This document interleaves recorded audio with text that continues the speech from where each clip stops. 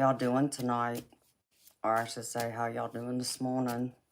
I guess depends on where y'all at, too, in the world.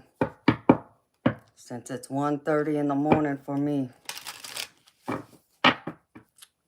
I wasn't planning on being out here, but I decided I'd come out for a little bit to say hi and see what the energy's like, because since I didn't get out here the other night like I had anticipated I would be out here, because Spirit must not have wanted me out here the other night, because I took a shower and I went and laid in my bed and I fell asleep.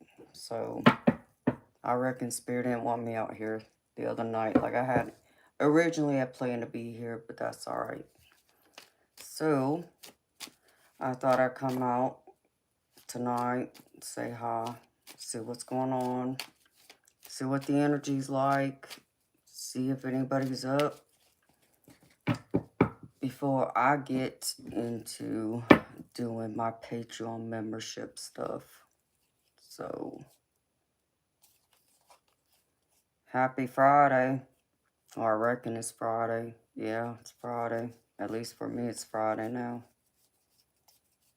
So, hopefully y'all got something planned for the weekend. Something good. That would be my hope for y'all. Do something fun. Something exciting. Just don't get in no trouble. Please don't get in no trouble. So, I might be doing a stream Saturday. It'll be a members only stream though. So, if y'all are one of my paid members for my YouTube or Patreon, I'll probably put a posting out for it sometime later today. Come up with a time I'm gonna be out Saturday, because originally I planned to go up to the pool hall and play, but I just can't play right now. I want to, but my head ain't there, and it would just be a waste for me to go to the pool hall. As much as I know it would help support a cause, which I already sent some money for that. I just can't play in it, and it wouldn't be worth it to go up there and spend the money and probably only last maybe one round. If I'm lucky, 2 rounds, I would think, since I never got a chance to get out there and practice like I had planned. But that's life, you know. Good morning, Annabeth. How you doing, sweetheart? Ooh. End of a chapter. Is that right, Spirit? Well, I hope something good's coming then. How you doing?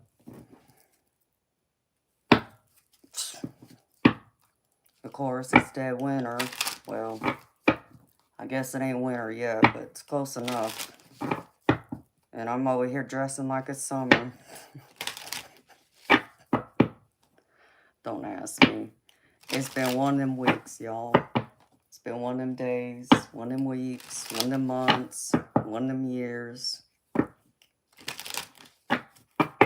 But I hope y'all are well. I hope live stream y'all good. Ooh. Yeah, you don't want no sneakiness going on. That's not good, Spirit.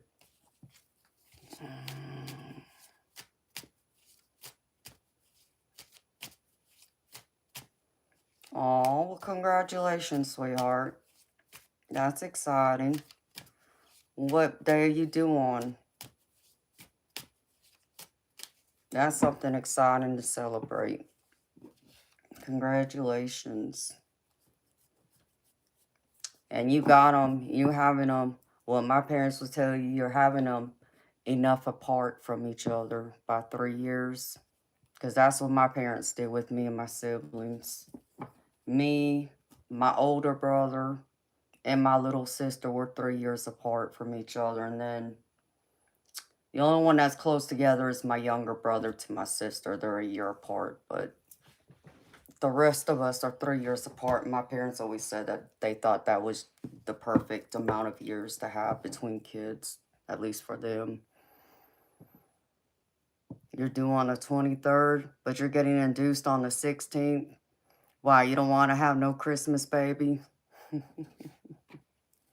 That's kind of crappy. I mean, I always felt like kids that have birthdays in December, I always feel like they get robbed out of having an actual birthday because it's so close to Christmas if they celebrate Christmas. But that's exciting. Are you excited? You ready? You ready for that, baby? You know, I made the decision to not have any kids of my own. Hi, Cinco. It's so good to see you, baby. I was thinking about you earlier today. Just so you know, Cinco, you was on my mind, baby. I came out here just for you and a few others, actually. I bet you are, honey.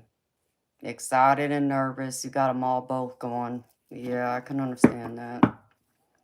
No, I always said if I had a kid, of course, I'm too old to have kids now, but I always said if I was guaranteed to have a boy, I would have one. And I would also have to be guaranteed I wasn't going to have no twins because twins runs on both sides of my family. And when I was growing up, my mom always told me I'd be the one to have twins. And that always scared me. It's like, no, no, no. I'm not having no kids just for that reason. And so all 3 of my siblings got kids, no twins. So I'm thinking my mama was probably right. But that's exciting. You already got a name picked out for her? Oh, of course, Cinco. Hey, baby, I got nothing but love for you. You know you're going to come hang out with me Saturday, Cinco? Because I'm doing a members-only stream Saturday, baby. But I'll allow you in there just because it's you. How old am I? What does my age got to do with anything? Oh, I'm sorry to hear that, Annabeth. That's sad. My heart bleeds for you, sweetheart. That's never easy. I've heard that's the worst pain, and I can only imagine, and I just can't imagine it. I watched both my maternal and my paternal grandparents, and then my stepdad, which was my daddy to me. I was lucky to have 2 men to call dad. All 3 of my grandparents lost a baby, but they actually lost them when they were older. My real father's parents had lost a baby. They lost a twin, actually. They had twin girls, but one of them passed away a month after they were born. And then my uncle had passed away in his late 20s, I think he was, because I was like 5. So I believe that's what, how old he was. And then my maternal grandmother lost my mama. I lost her when I was 19. She was 41. And then my step grandmother lost my daddy. So, and that was not easy to watch.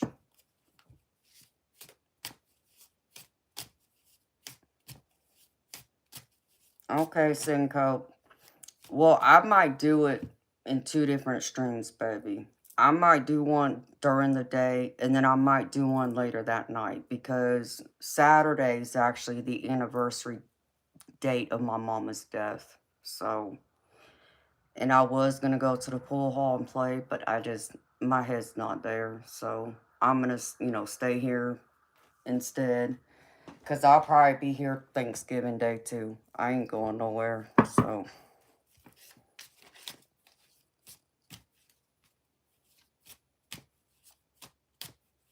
No. Well, I hate to hear that, Annabeth. Well, I'm keeping my fingers crossed, sweetheart, that your delivery goes good.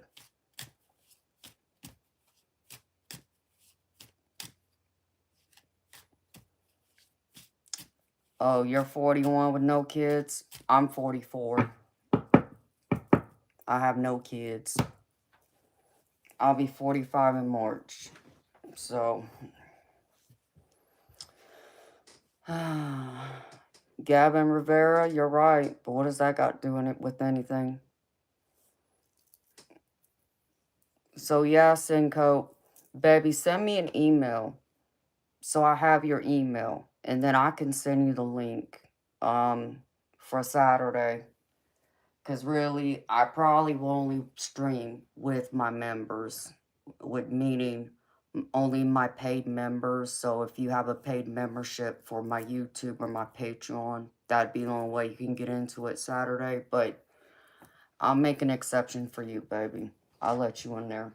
Because it'll only be my paid members and my mods. And then I'm gonna let a few other people come in like you, baby. So just because you've supported me, baby. And I can't express how much that means to me. So,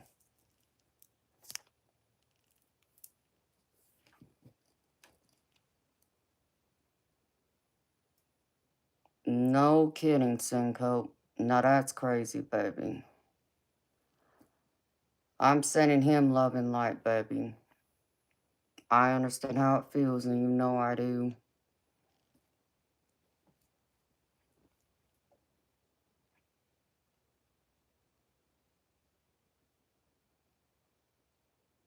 Oh, okay, baby. Yeah, send me the email.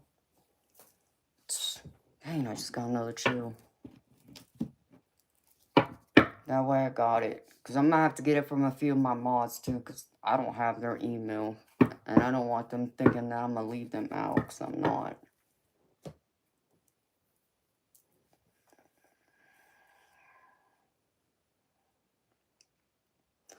Oh, okay, baby.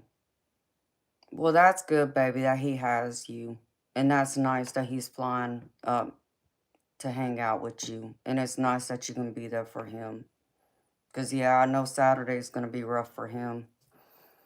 And usually I would do something for my mama, but like I said, this year because it was landing on the Saturday when the pool tournament's going on. And the other events for the food drive, that the food bank that I donated all that food to some years ago when I sold all my family heirlooms. That's taking place Saturday too, but I can't even make it out to that because it's 2.5 hours for me to get out there, and so, but that's great, baby. I'm happy he has you.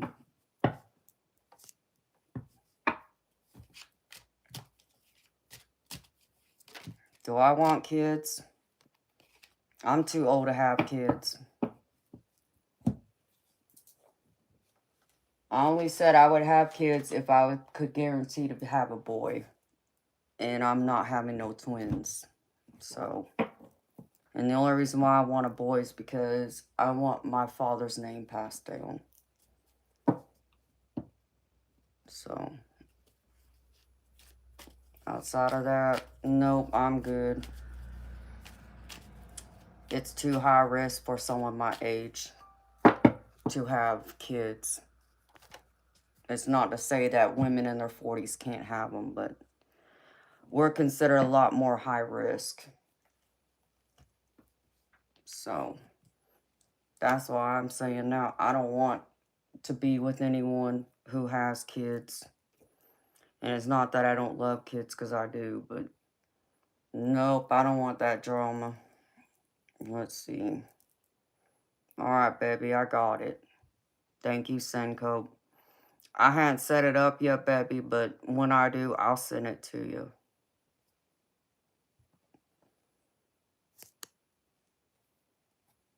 So what y'all gonna do Saturday, Senko? Y'all gonna do anything exciting? Y'all got plans? Or is he just coming to hang out and y'all just gonna do something when he gets there? I mean, it's already Friday, but I don't feel like Friday to me yet because I haven't gone to bed. Well, I appreciate it, baby.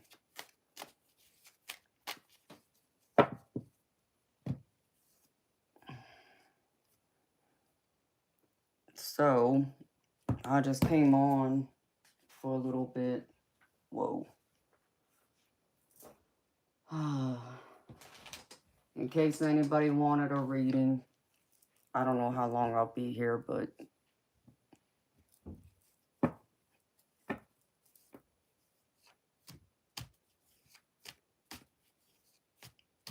record some videos and then you have a separate dinner. Well, that'll be cool, baby. At least you'll have your friend there. Because I know it's, you know, gonna be a rough time for you too, baby. Especially with Thanksgiving next week. So, like I said, I'll probably be streaming Thanksgiving. Because I ain't going nowhere. I'm staying here. So, I think I'd probably rather work anyways. Well, I should say I need to work because I need the money, but I want to work just to keep my mind off of it as well.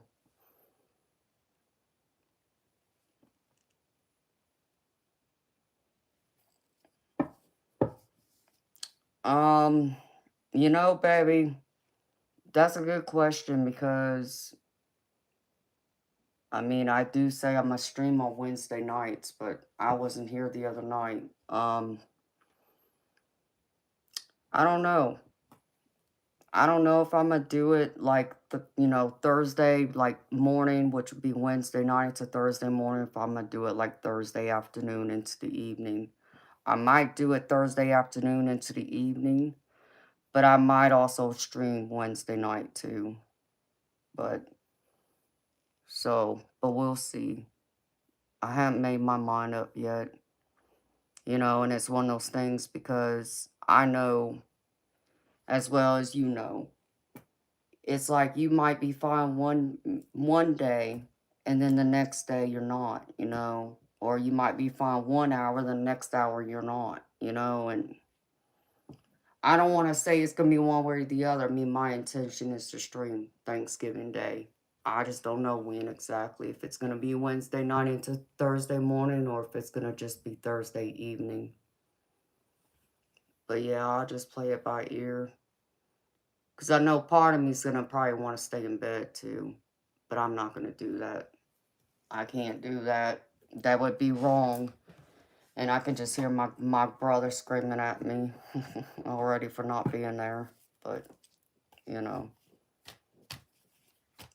Yeah, that's what I'm going to do. I'm going to play it by ear and see.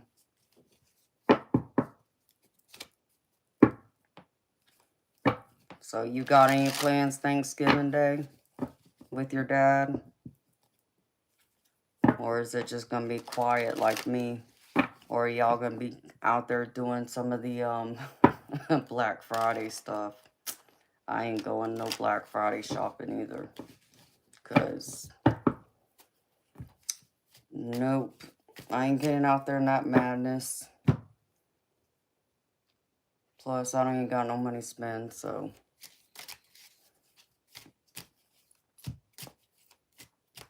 Ouch.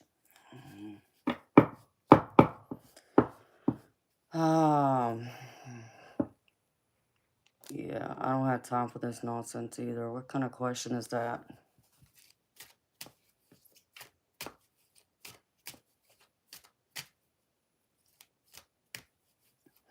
Y'all probably just gonna eat. No turkey or nothing special. Yeah, I don't like turkey.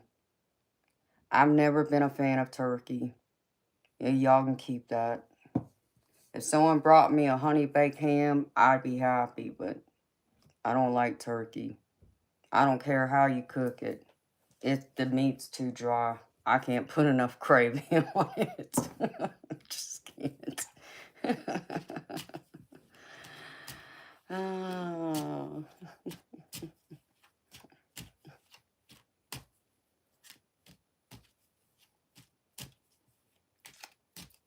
Did you see what Gabe Owners was posting on Twitter yesterday?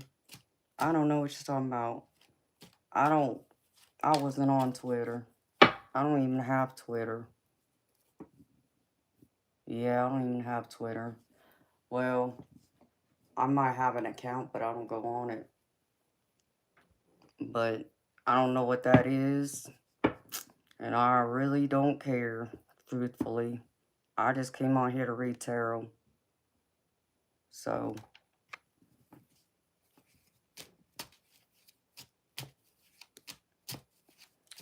yeah, see, Cinco, that's the other thing. My daddy, he did all the cooking in my house growing up. And then that included the holidays. And so with him gone too, it's like, you know, I can't even get my daddy's cooking. So, not saying that anytime my daddy cooked a turkey that I ate it, because I still didn't. You know, I always fed it to the dog. If he had ham too, I would eat the ham, but nope. I took a little plate and I hid it underneath the table, and I had a Cocker Spaniel. His name was Rocket, and he would sit right underneath the table, right by me, because he knew I was going to give him some turkey.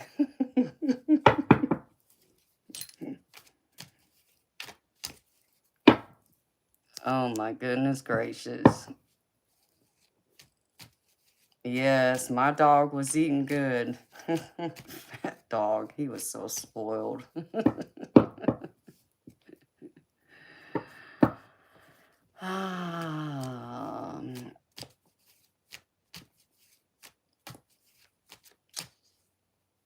Ben, no, I don't know what you're talking about, but I mean, I'm here to read tarot, okay? This is like not a channel for anything else but for me to read tarot cards for people and add some of my wisdom and life experience to it, and that's it. So unless you're here for a tarot reading, I don't know what that has to do with anything, honey. So, I thought I saw a card in here that didn't belong. Well, I thought I did. Unless I'm seeing things.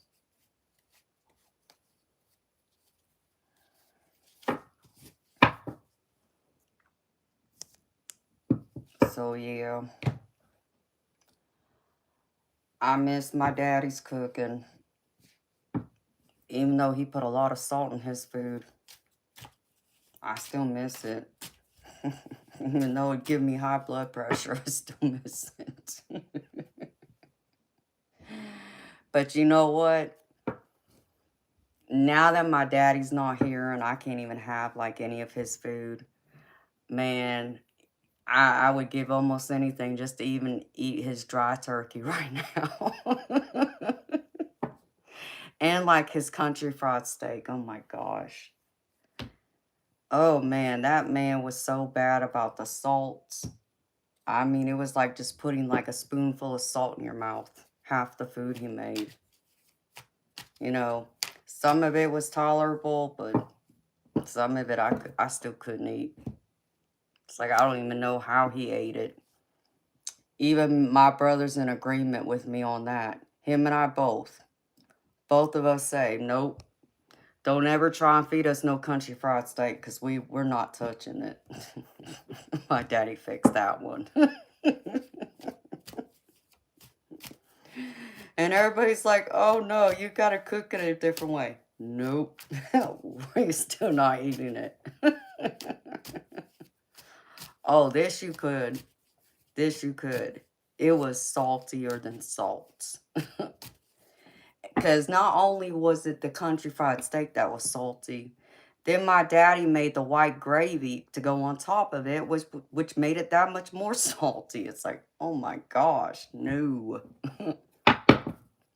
Now, if you want to give me that hamburger patty and, and grill it and put some, mushrooms and gravy, now that's different. But, nope, could not eat that battered fried steak. Salty it was. It was the same way with his fried chicken and his fried pork chops. Nope. Couldn't eat none of it. So, in fact, my daddy knew that too. I remember when I was still living at home, he'd come to my bedroom door and knock and ask me if I was eating dinner. And I'd always ask him, well, Daddy, what are you cooking? And then he would tell me what he was cooking. Of course, he'd be a smart aleck, say food at first. And it's like, no, Daddy, what are you cooking? And then he'd tell me. And then if he said one of those few things, no, Daddy, you can keep it. I'll eat a sandwich instead. Thank you. So, but now if he was here, I would eat it just because he's here. If he was still alive, I would now.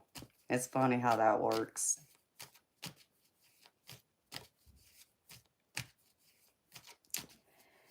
Cinco, I like both, but my favorite would be the sauce. Because when I eat, like, hot wings, I mean, when I say I pour that hot sauce on top of it, and it better be, dripping with sauce, it better be dripping with sauce. Oh, well, then you would have liked my daddy's food then, Cinco, because it was salty. But then it's like, what's funny, though? Being in my real dad's family's house, which is my Asian side, we always had the soy sauce in the house. And my family always had rice. There was always steamed rice in the rice cooker. And so we ate rice with everything. And my grandparents would get so mad at me.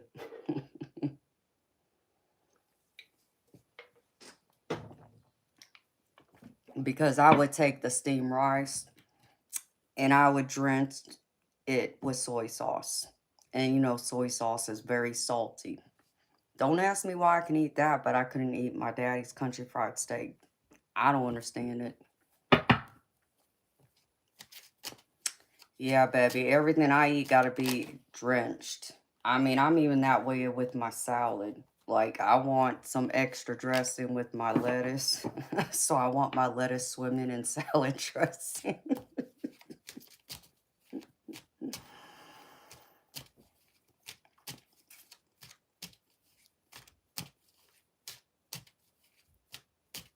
Hello, Phantom. How you doing? Hoisin sauce? I'm not sure, Cinco. What is it? More than likely, I've had it. I just haven't, I may not know it by name.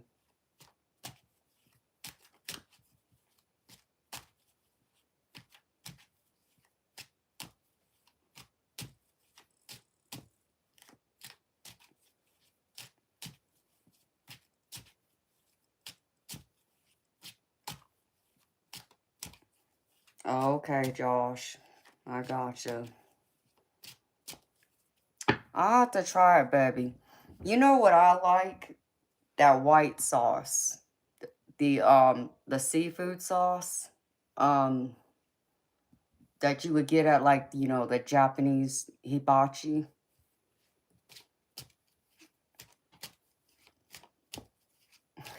Can't overdo that sauce, huh?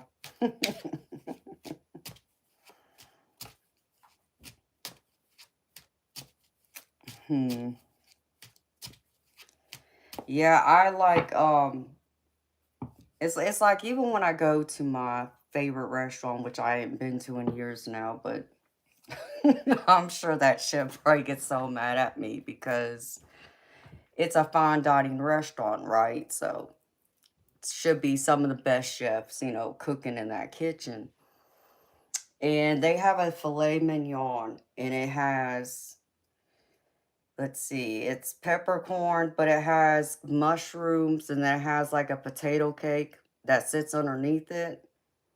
And it has red onions on top of it, of the steak too. But it sits in some kind of sauce. And I always tell them I want some extra seasoning and I want some extra sauce to go with it.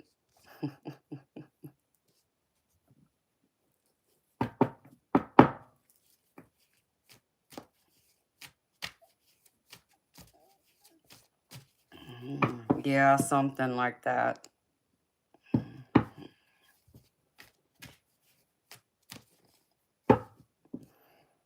Oh, it is good.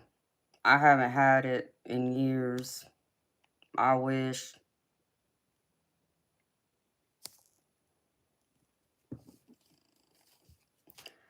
I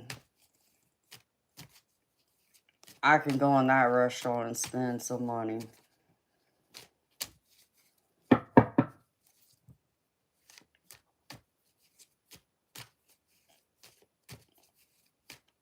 I'm a goddess. Oh, well, thank you. It is so good, Sincoat. I have to find some pictures and show y'all what that steak looks like, but it's so good. Even their crab cake is so good. And it's like, the crab cake's about this big, and it's like chunks of crab meat, and it's real crab meat. And then I also get their whatchamacallit. Oh, what's that soup? It's lobster bisque soup, which is really good.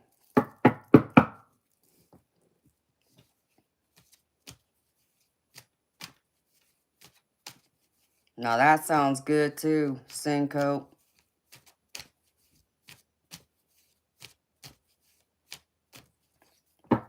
I love some quesadillas. I haven't had those in a long time.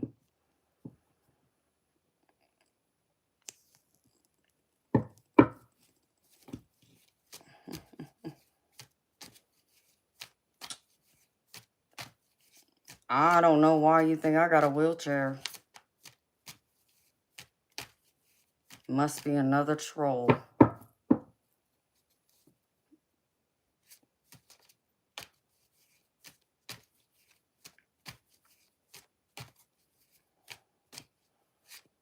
Phantom, probably because he wishes that he could make it to where I couldn't walk.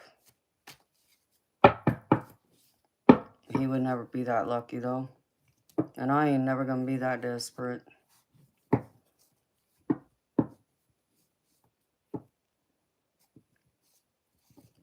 Sounds like another troll. Must be another 3 inches. How about that? Oh, sweet Jesus. Don't get me started. How may you serve me? I don't know. You want to send me some money because I need my car fixed? You can start there. You know, Josh, they would wish that, oh,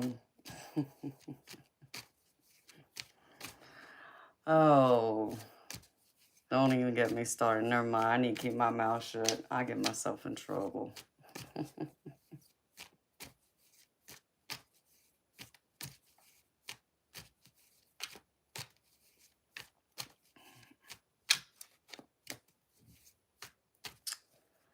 You saw me sitting in a chair. I am sitting in an office chair. I don't need a stand. So what's your point? You pray for my recovery? Dude, let me tell you something.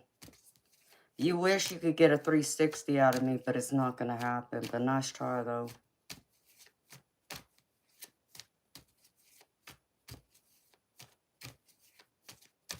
Pray for my recovery. Yeah, I bet you do.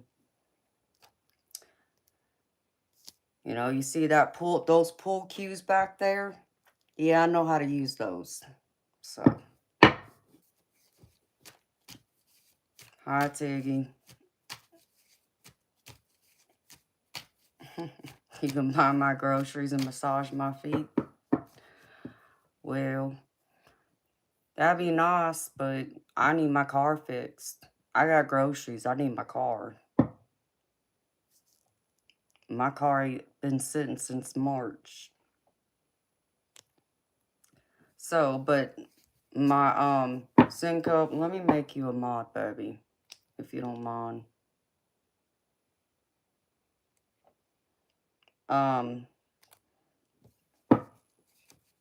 You know, like Syncope say, you can always buy a reading. You can start there, because that's why I'm here after all. He wishes I had a wheelchair.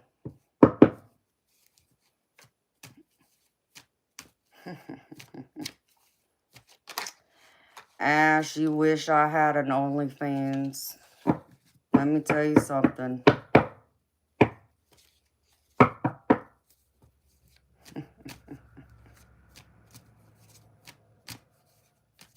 It's time for you to go bye-bye, Ash.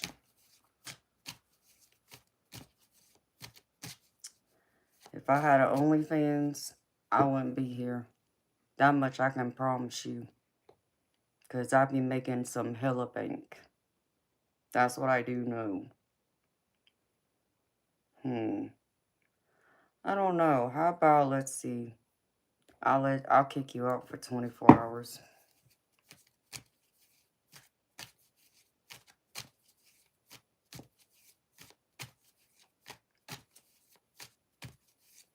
Yeah, sharpshooter. Start with fixing my car first.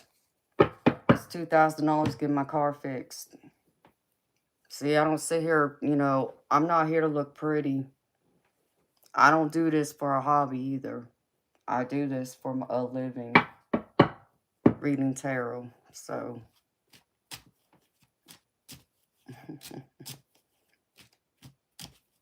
Oh, you're welcome, Syncope. I appreciate you being here, baby. Be one of my mods since, you know, I'm sure my other mods are sleeping. I didn't let anybody know I was coming on. Well, I did reach out to Eternal, but he didn't answer me. I think he must have been tired.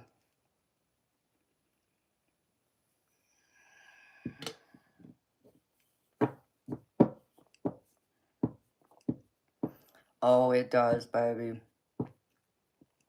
Go ahead and report them for acting a fool. Because I think... What is it that I read?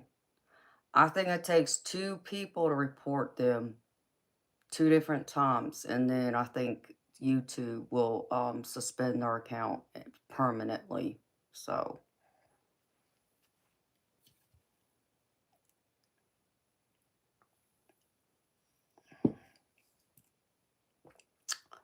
Sharpshooter, I don't know. Start with paying for my car to get fixed first. I need transportation.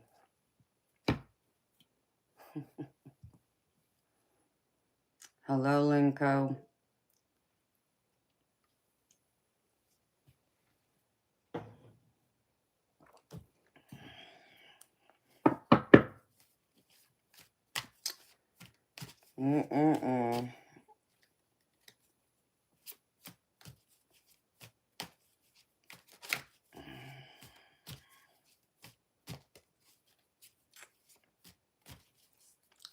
Yeah, Luce, that's correct. I haven't had my car since March. I know you've been in here and I've mentioned it many times. My car's still sitting at the mechanic's shop. It's been sitting there since March.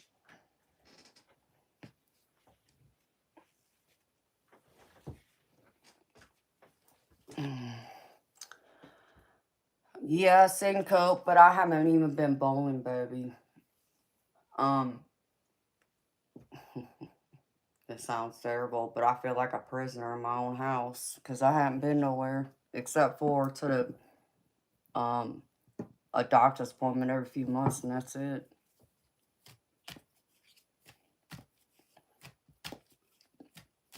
Okay, sharpshooter, send me some money then. If you want to buy my groceries, send me whatever money you can send me then. You can start there. But yeah, I'd love to get back to the bowling alley.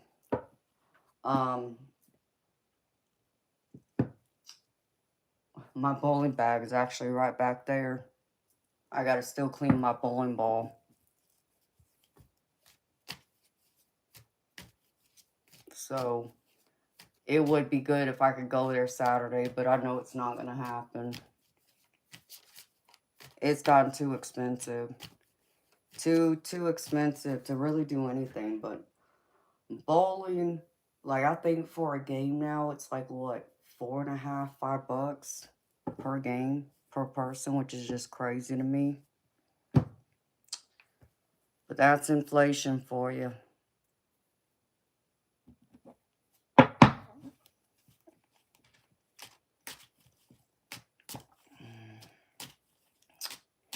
Alright, sharpshooter. Well, you know what? I need a car first. That's what I definitely need. See, if I'm a goddess, I ain't supposed to be without a car.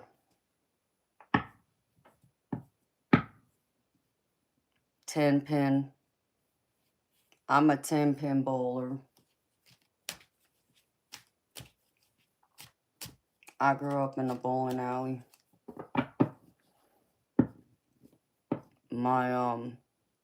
Both my parents were actually, well, my mom always talked about my daddy, and he was a good bowler. I'm not saying he wasn't, but my mama was better, though.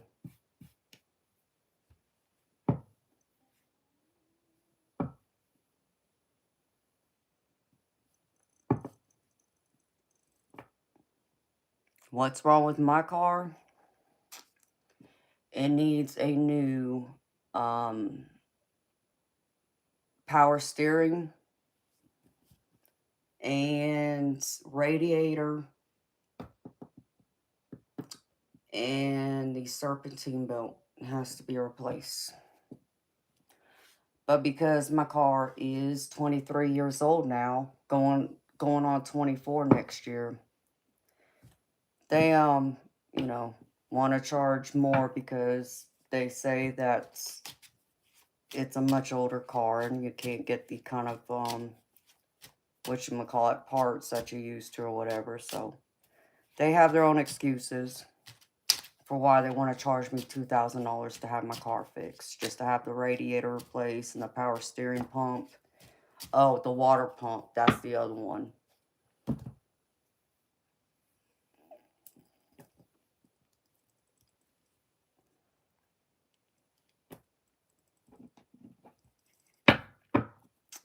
Sharpshooter, let me tell you something. If you ain't sending me no money, you know, I'm fixing to put you on timeout because I don't have time for the nonsense.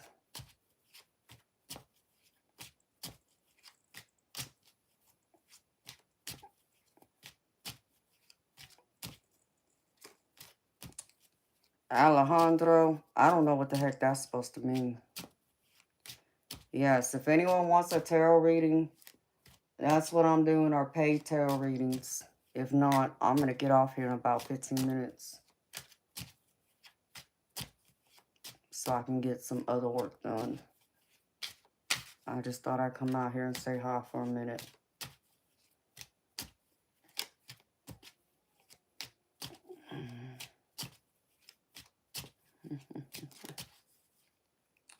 Hello, Kathy.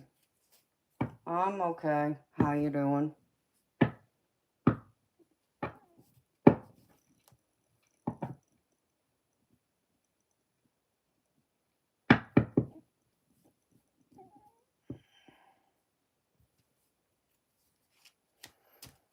Oh my goodness.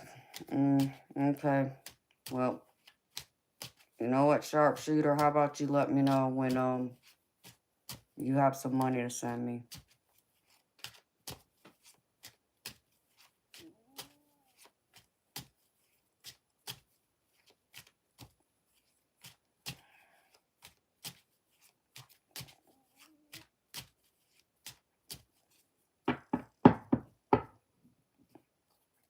Okay, Luce. I don't know what you mean by that, but okay. I'm sorry to hear that, Kathy. My heart breaks for you, honey. I'm sending you healing, love, and light. It will be 25 years Saturday. My mama's been gone. But it always hits me twice a year because she actually died Thanksgiving Day. So if Thanksgiving Day is on a different day than the date of her actual death, then I get hit with it twice.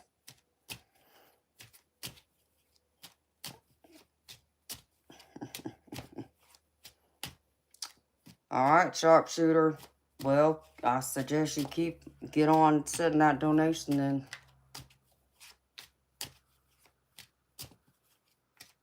How old was your mama, Kathy?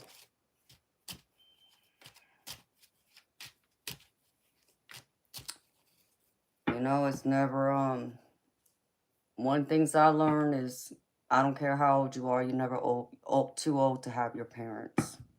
If I've learned anything, that's one of my lessons I've learned. Thank you, Night Wolf.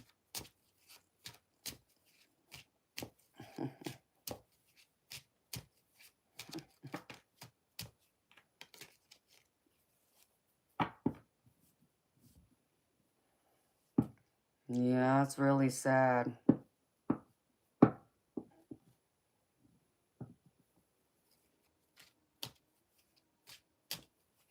No, I'm sorry, honey.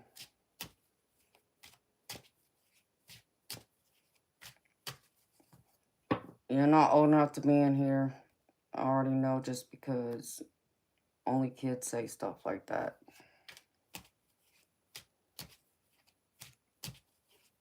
That's rough, honey. I hope the memories you have with her will bring you some comfort in your time, you know, of pain. Because, man, oh man. I do get the pain, honey. And I'm sorry. I'm really sorry to hear that, Kathy. And I know it's not easy because it's close to the holidays, too, which makes it hurt even more. But I hope you cherish the memories you got with her, honey. Because, you know, I think all of us here who've already lost our, moms, we'd give anything to have that many years with them.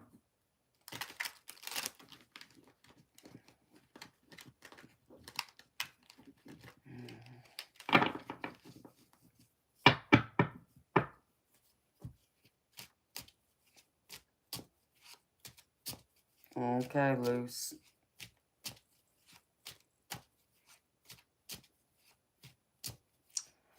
Yeah, Night Wolf, I was 19 when I lost my mama.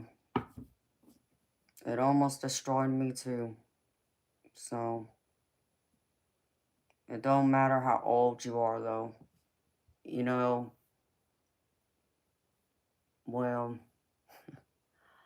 I mean, I guess I can't really say that because I do understand the difference with my dad being still there. Because, there's those empty chapters in your life that no amount of time will ever fill. There'll always be that void. Those major milestones in your life. So, I can at least say that my stepdad, which was daddy to me, got to meet actually the man that I ended up marrying. But the crappy part is that I never got to see my parents as grandparents, because unfortunately they all passed away before the grandkids came.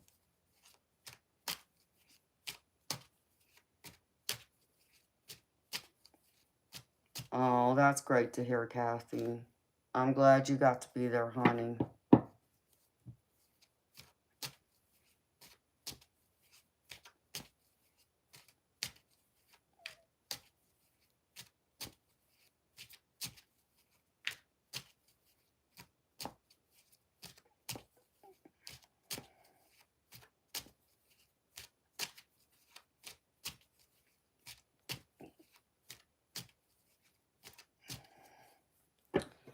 Yeah, Cinco. I don't think most people do. And, you know, and that's one of the things that I tried, and I told people back then, and I wasn't trying to say it to people to be cruel. I was just stating a fact from my own personal perspective and, you know, experience. It's like, you know, when my mama passed away, I was I was dating a guy that I guess you can say we were engaged. And, you know, I would have thought he would have been more understanding, you know, but he wasn't. He because he still had both his parents, he couldn't possibly understand what I was feeling.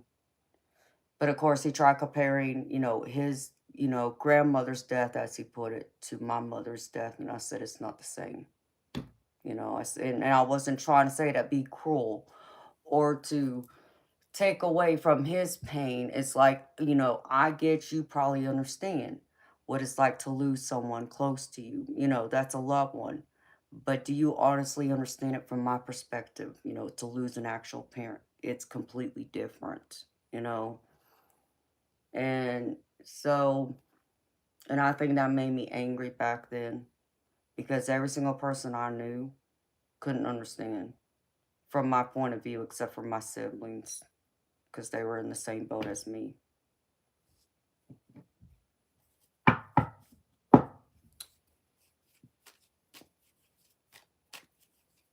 Hi, Paul Phillip. Thank you. And Kathy, you're right. It doesn't, mama's mama, you know. And my mama was my best friend.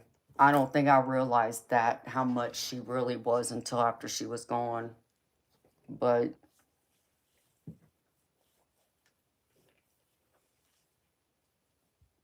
I'm sorry to hear that, Night Wolf. I don't have any parents either. All three of my parents are gone. So I lost my mama when I was 19. And then I lost my birth father when I was 25. And then I lost my stepfather, who was my second dad to me, when I was 30. So all my parents are gone. And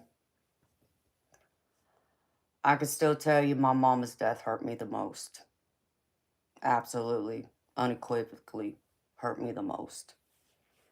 And it wasn't just because I lost her first. It was because of the relationship I had with her. And it wasn't that because I wasn't daddy's little girl, because I was. But it was different. You know? It was different. So,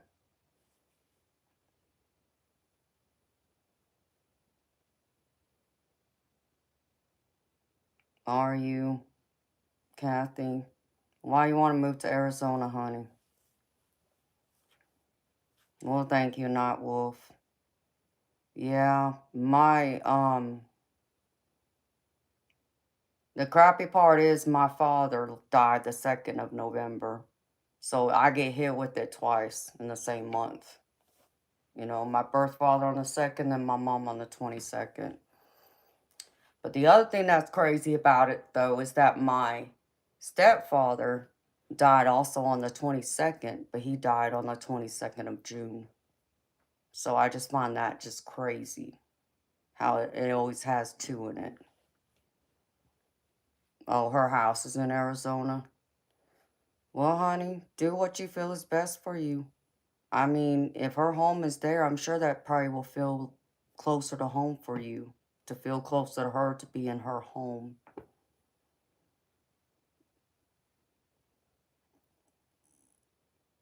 Oh, well, if your son is where you're at now, I can understand that too, honey. I mean, Night Wolf, it's not that, you know, I have happy, you know, holidays, but is it happy throughout the day? No, it's not. It hurts like hell. You know, in fact, last year, was it last year? It was either last Thanksgiving or Thanksgiving before.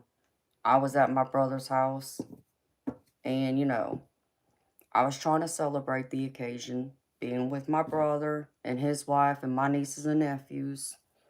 You know, being in the moment with them, that's what I was trying to focus on. I wasn't trying to think of my mama or my dad or my daddy, you know. And so when we sat down to have dinner, my sister-in-law's sister had asked me specifically about my parents, but more specifically, my mama. Wanted to know how she died and blah, blah, blah. It's like, you do know what, today is. Not only do you know what today is, like, why? Why would you bring it up on a day like today? I mean, I don't know if that was her way of trying to be, empathetic to me, maybe. I don't know. It just, oh, I was so freaking mad because she just didn't ask. It's like she didn't just even ask about my mama. Then she had asked about my daddy. Then she had asked about my dad. I'm just like, can you not like read the room? I don't want to talk about it kind of thing. So I had to get up and walk away so I didn't blow up at her because I didn't want to do that. But you know what I mean?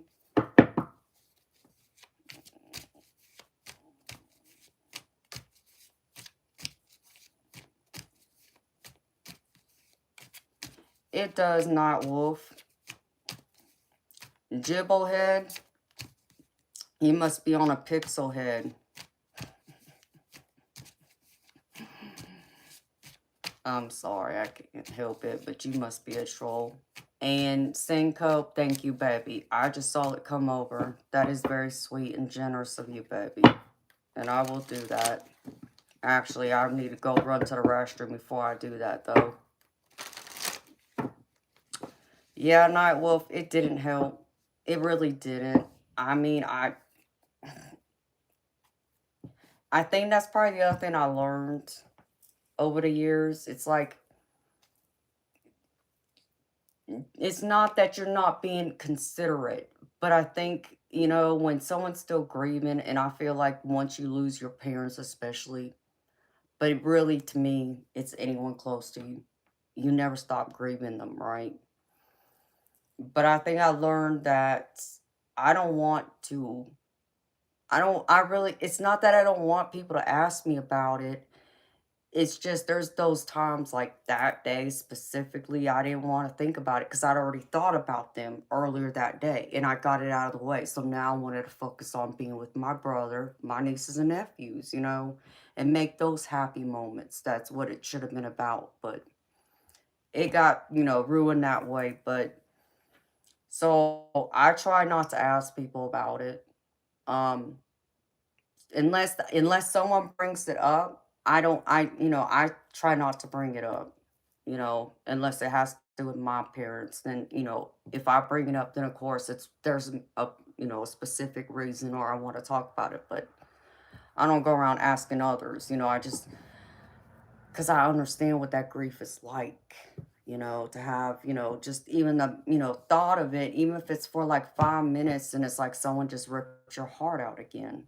And it's not that you can't have or talk about the happy memories. Those are there, but it still stings.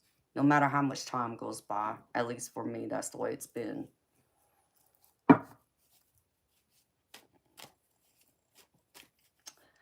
Yeah, Kathy, I can just imagine, honey. And I'm sorry.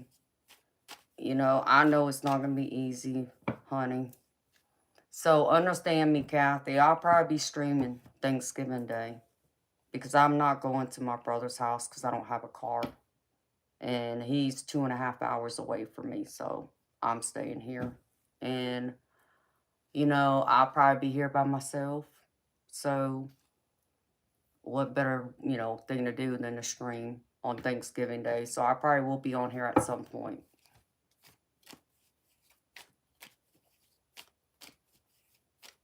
Oh, hi, Albert. Well, thank you. Hi, Ace Ventura. I'm so sorry, Kathy. I'm sending you healing love and light, honey, and prayers to help you in your time of need, honey.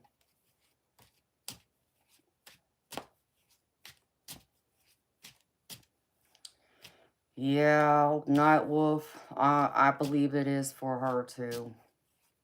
And you see, the other crappy part is my aunt died. It was 11 or 12 days before Christmas, the same year my mama died. So, and I try not to think of it, but, you know, you can't help but to think of all the people you've lost, but especially that time of year, so. Alright, I'm gonna run to the restroom, y'all, and then I'll be back in a few minutes, Cinco. If you can hold the fort for me, baby, I greatly appreciate it.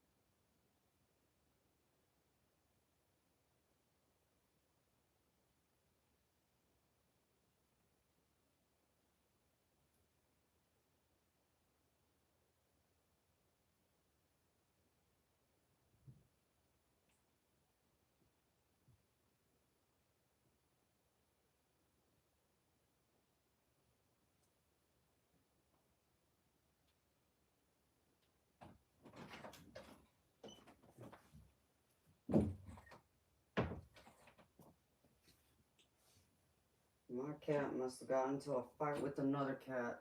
It's either that or a possum. Looked like something almost scratched his eye out.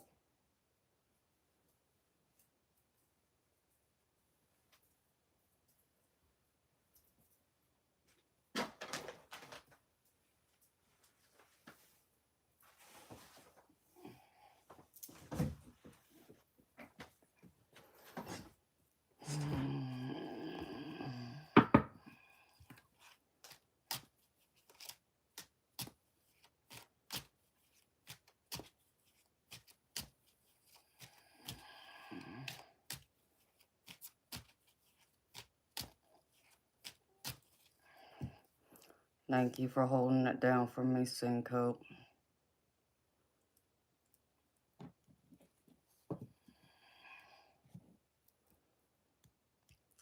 Yeah, Syncope, it does, baby. That energy is thick, too. And I think because of the time of year, you know, for all those who have lost somebody, I think it hits everyone all at once.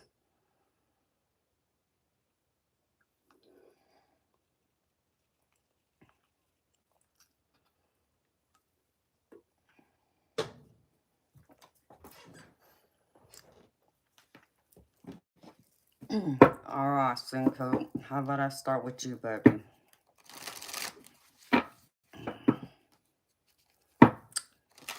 You have a question, Syncope, or just whatever spirit wants to bring forward, baby? Put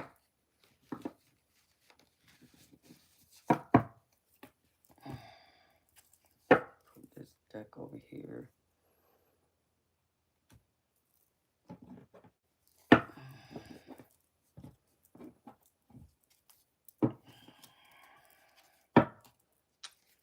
Yeah, Nightwolf, I've spent many holidays by myself, actually.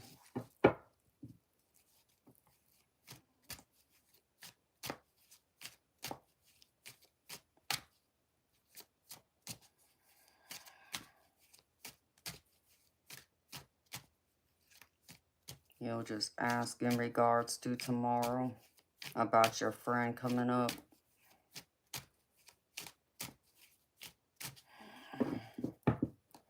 You want to know how it's going to go, baby? You know. I'm seeing if one of my other decks is over here.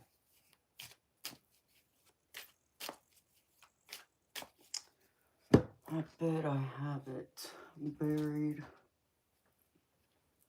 That would be my luck, just because. This is it. Oh, I have it here.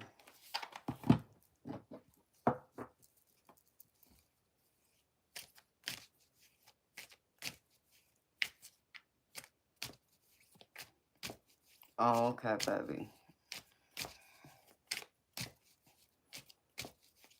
So you want to know how your day's going to go. Well, let's see. Well, how about we do this? Spirit. I'm going to do yours a little different, baby.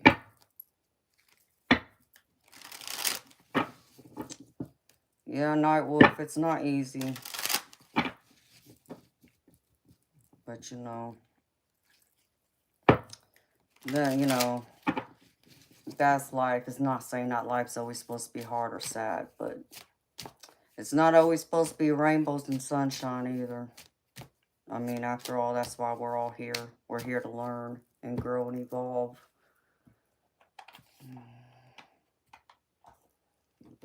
Yeah, let me see what Spirit wants to say, baby. I'm curious. Spirit, show me.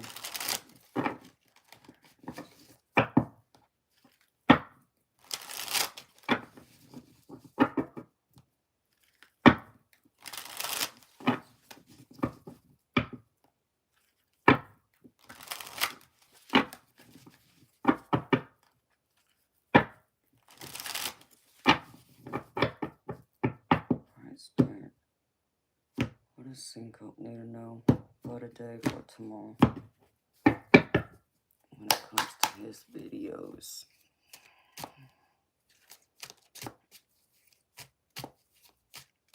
Show me.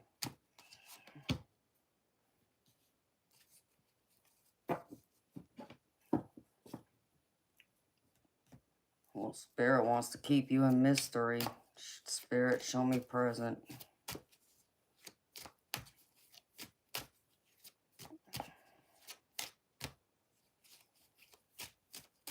Show me present, Spirit. Thank you.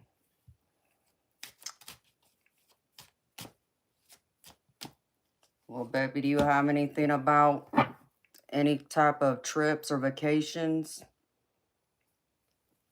Because if you want to know about your videos, baby, that's what Spirit's talking about. I got this vacation card right here. That's why I say that. Let's see, Spirit. Show me.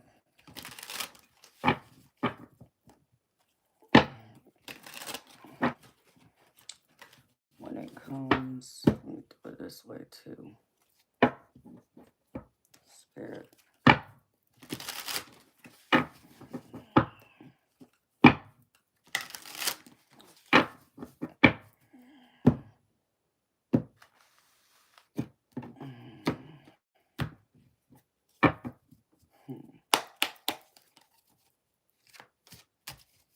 When it comes to vacation, Spirit.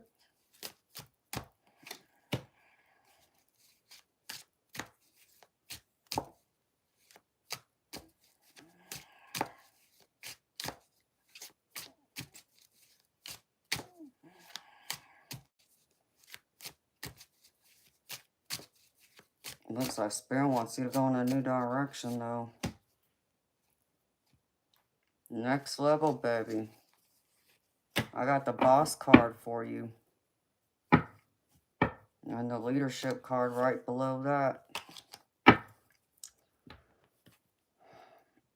Well, baby, if you're looking for an idea for your videos, I have vacation, which a couple of the words on here is spring or summer, time off.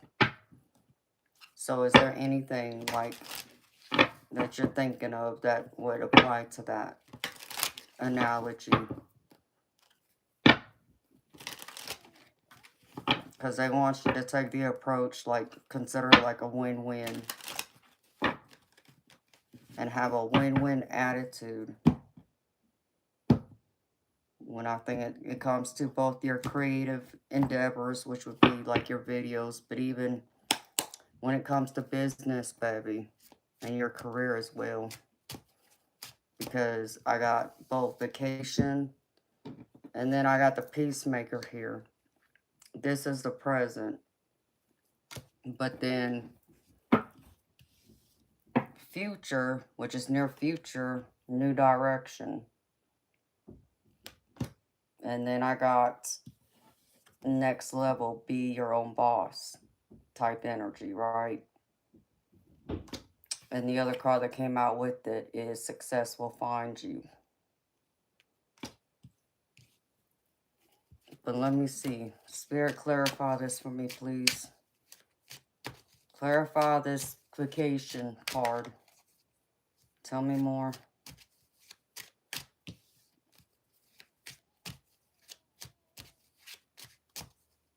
Because there's like an air of mystery right now. The uncertainty. Yeah, Spirit don't want you to, like, try not to have so much control over what you record, I feel. Or even how you go about doing it, baby. I almost get the energy of, because I get the Emperor in reverse. And Spirit's like telling me, be more spontaneous about it. Instead of like, you know, planning it out, you know, piece by piece. Use your creative, you know, mind. And be more, you know, spontaneous, kind of impulsive. You know, because I feel like that'll bring more of that creative into it. And I feel like if you can just look at it, instead of trying to control what you do, like this peacemaker, which is all about the win-win, Spirit's just saying have that, you know, that positive mindset that no matter what you come up with, you're still going to win in this. And I feel like it's going to take you down a new direction, baby. Something you hadn't even considered yet. I feel like it's going to be like an epiphany that's going to hit you just last minute. You know, you might, like, let's just say you go to bed right now and you got one idea of what you're going to do with your videos. But then when you wake up tomorrow, you may have a completely different mind, you know, a completely different idea. And even if you wake up with one idea, I get the feeling like even when you go to start actually making the videos, you might even have like another idea that come to you then. So it's like almost like applying both in some way without having to be so much in control and do it line by line.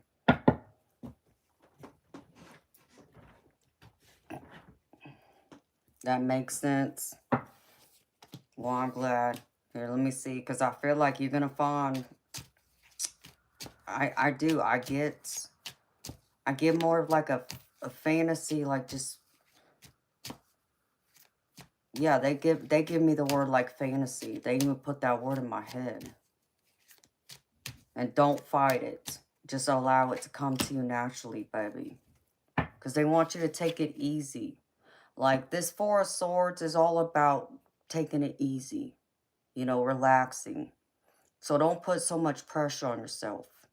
Even if it doesn't come out to be exactly what you had dreamed or thought of originally, it's still going to be a success for you.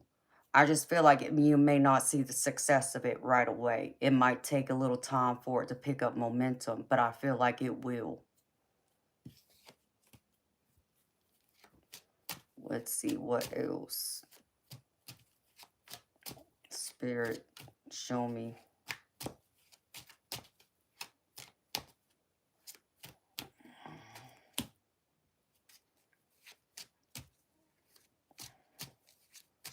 Tell me more.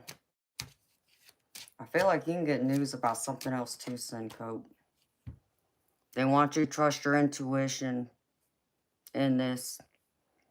And baby, you might end up even having somebody that's going to clash with you, you know. So if you collaborate with someone on like making one of these videos, y'all may not see eye to eye. So, you know, you just be expected, you know, that there might, not saying it's going to be, you know, big argument or dispute, but y'all may have different ideas. So it's almost like, I even get the feeling, Syncope, like I get the number 3. So I don't know if that's your, you know, if you're planning on making like 3 different videos, but let's just say that you are.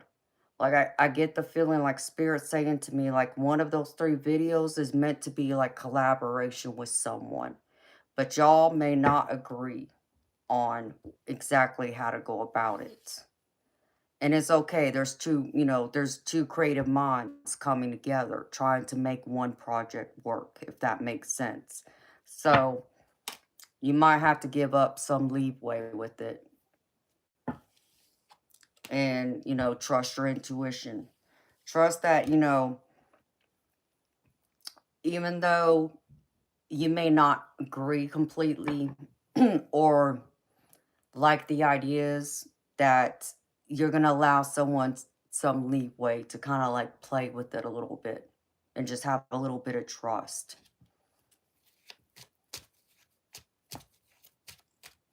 What else, Spirit? Tell me more.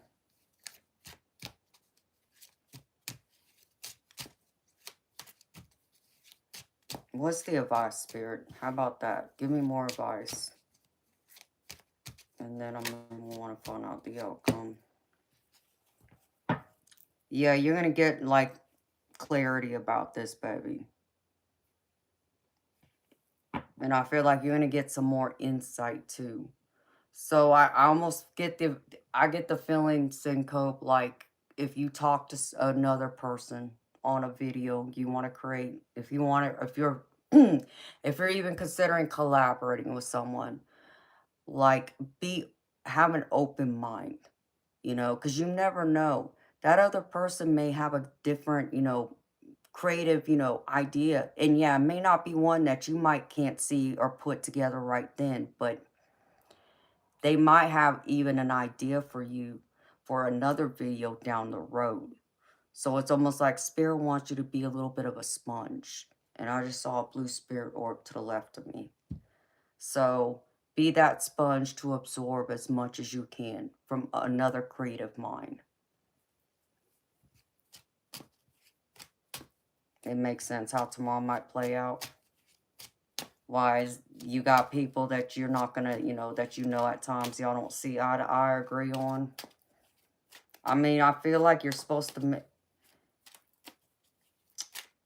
This is like you taking the lead, baby, but also I get delegating. Delegating, ideas or delegating responsibilities by trusting another person and giving them, that leadway to do whatever they want with it. Let me see.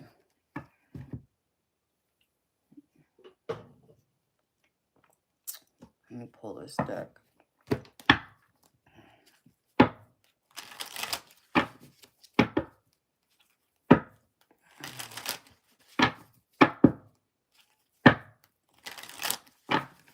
How is this going to play out, Spirit? If Sin Coat follows this, show me.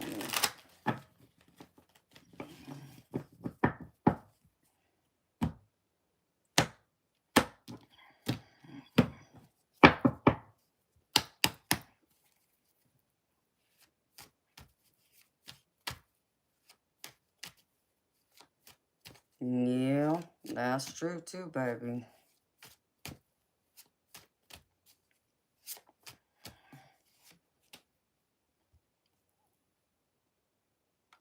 Spirit said slow and steady wins the race.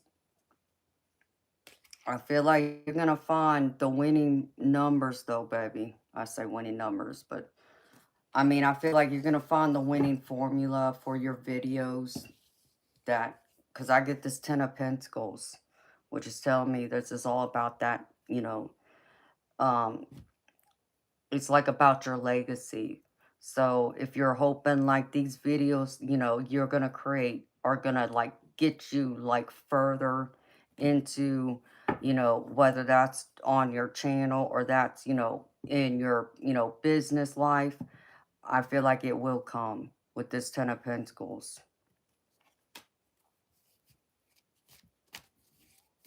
It goes back to playing it all by ear. I think sometimes that's good. Like I would, baby, I would go through, like before you go to bed tonight, I'd write down some ideas down, just whatever comes to mind, baby. Like, just think of yourself, if you're alone in your room and just, quiet your mind and then talk to your spirit guides and ask them, like, what is it that I need to take away from, excuse me, tomorrow to make these videos, to make them a success or whatever it is that you're hoping to gain out of this. And they will bring those messages forward, whether you get them tonight or you get them tomorrow. I feel like you might get a couple of epiphanies that's going to come to you. And then you're going to understand that's like, your spirit guides, even like your mama coming through, kind of giving you that nudge to where I feel like you'll understand it, like say, play it by ear. And I even get the feeling you're going to run into someone who might even have another idea for you that you didn't even think about at all. It's just going to be someone you're going to be talking to like out on the street.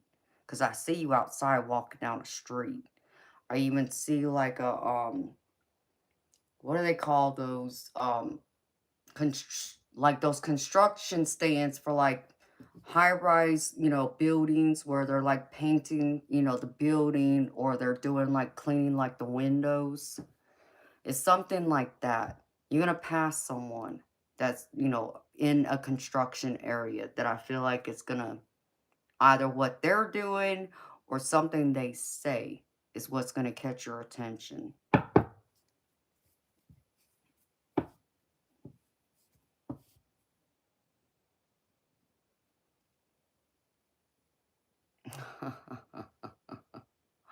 Is that right?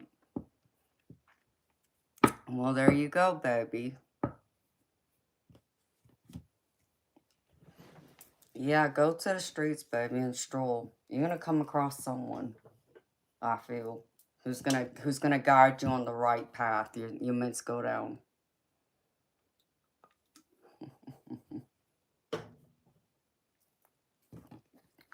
And why did you want to cuss someone out? Now I'm curious to hear the story. What did they do?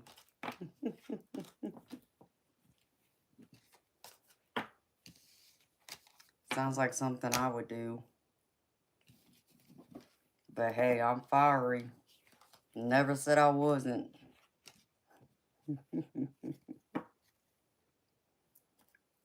Yeah, because you might get news from somebody too. Something unexpected, I feel.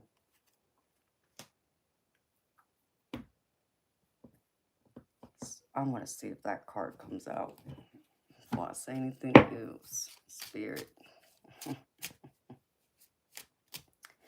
And baby, at least somebody acknowledges your hard work.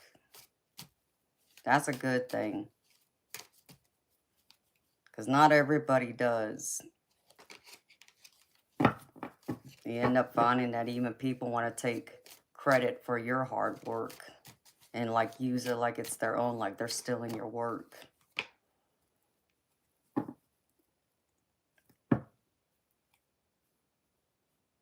Yeah, I feel like you're definitely going to have like a brainstorming of past memories that's going to come to mind. Like I get a big era of nostalgia for you. Because I pulled for one of my other decks too, and the photograph came out. And this is all about nostalgia. And you could possibly even run into someone from your past that you haven't seen in a while. That you had no plans on seeing. Like you might just, unexpectedly either run into someone or you might hear from them. Like you get a phone call or, an email or something like that.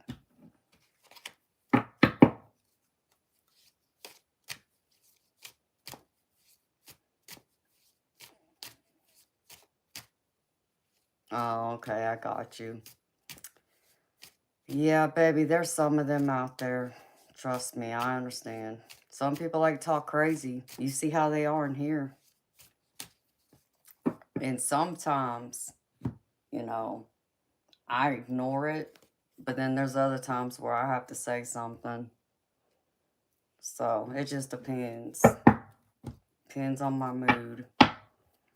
But some of them I just enjoy kicking out. Some of them I just love giving them my fiery side. Of course, I can't really cuss them out per se, but I'd like to. So, but I get it. That I do. So, I hope that helps you, baby. Let me pull you an angel card. Where's that deck?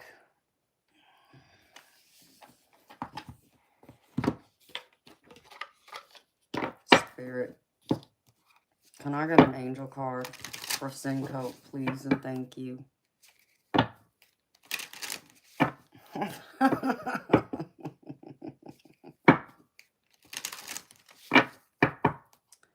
You like bantering with the trolls, too? Yeah, I have my moments. Because some of them really think they can come in here and get me all riled up and upset. And they just haven't realized that I'm ahead of them. They're still learning how to crawl. We'll say. Don't want to get into the shark ocean with me. And I'm glad it helps you, baby. Let's see what comes out. Show me, Spirit. What's the closing message for Cinco? Please and thank you.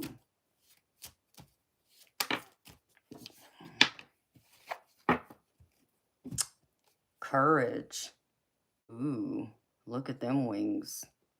It says the angels remind you that you become more confident and courageous by facing your fears daily. Each time that you face fear, it slowly begins to wither away. And as a result, you start to grow into the courageous person you're meant to become. And the positive affirmation you can say to yourself is, my bravery increases with each step in the right direction. My bravery increases with each step in the right direction.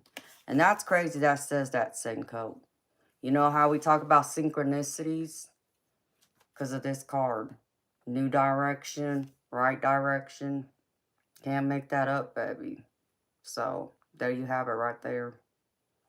So there's something about you being on the right direction, but it might even be a completely new direction than what you had initially anticipated to. Even going on, you know, the right path. What was under it? Aw. This makes me think of your mama, Senko. I just want you to know, baby, because she's here with a child. And it even says, do you ever feel like a lost child, wandering aimlessly through life? Do you feel you've forgotten how to be truly happy and carefree?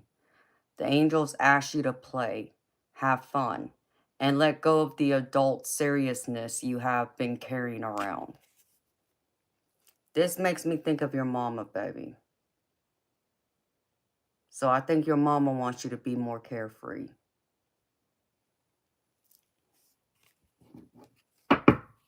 Oh, you're so welcome, baby. I'm glad. I'm glad it helps.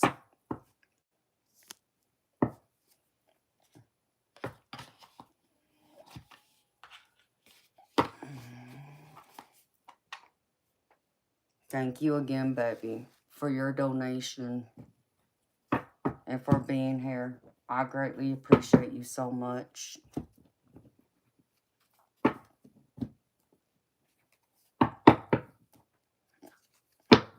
And Williams, if you want to pay for a reading, it's $10 US through PayPal or ZELLE.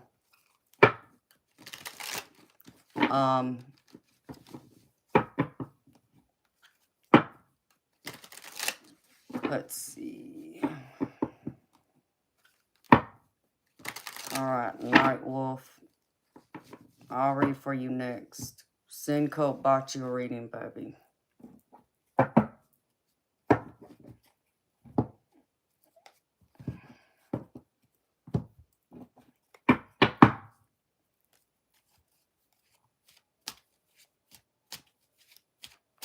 Yes, really, Night Wolf.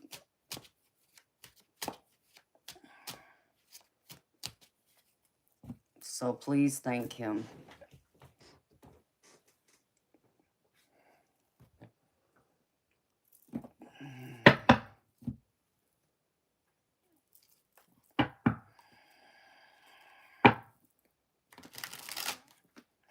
At first you thought I was going to tell you, a mama was going to tell me some kid was mine. No, baby, but I don't know. Baby, please tell me you've been responsible out there.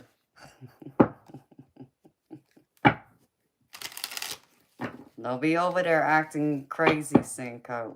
Not yet, baby. You want to marry her before she carries, right?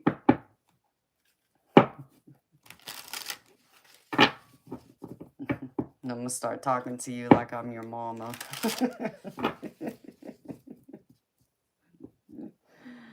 Oh, my goodness.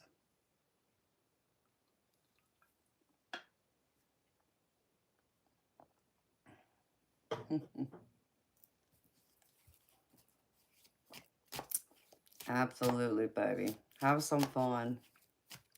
And hey, like I said, Saturday, yeah. If I'm just gonna stream with my mods and you know, I don't know. Maybe I'll pour me a couple of shots of Patron. Just to cheer from my, it being that day. I gotta find my liquor, though. That's the problem. It's in a box somewhere. It's still boxed up. I think I have a bottle of champagne in my fridge. But yeah, that's the only alcohol I got anywhere. That's out. My other liquor, like my Patron, is boxed up. I don't even know what box it's in. I don't even think it's marked. It's probably buried underneath another box still. But we'll see. I'll see how Saturday goes.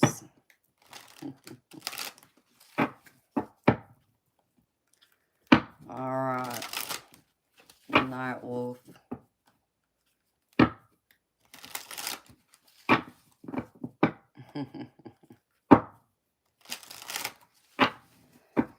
Alright, let's see what Spirit wants to share with you, Night Wolf.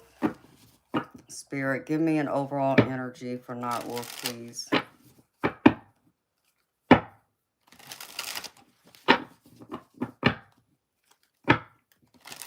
What's the overall energy, Spirit?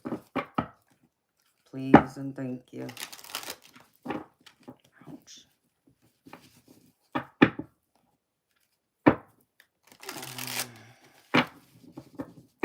Let's see.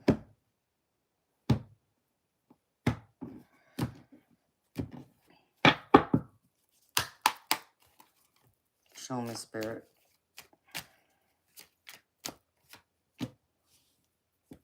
Uh-oh.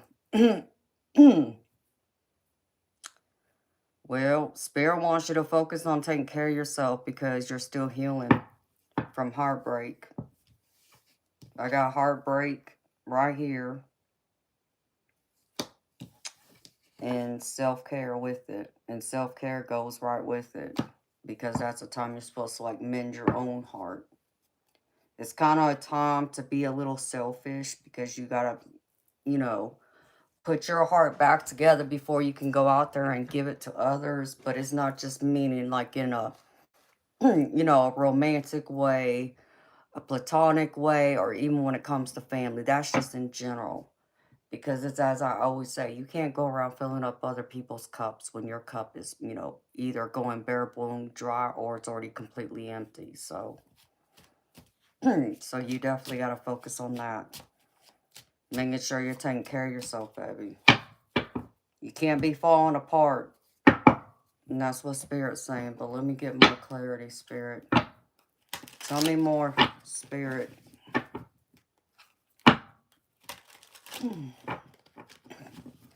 Dang, I got phlegm in my chest. Ugh.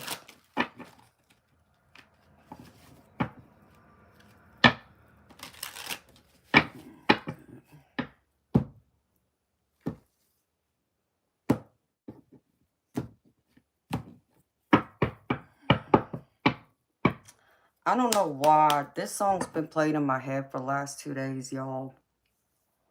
I don't know who this is for. But it's a song my mama used to sing to me. I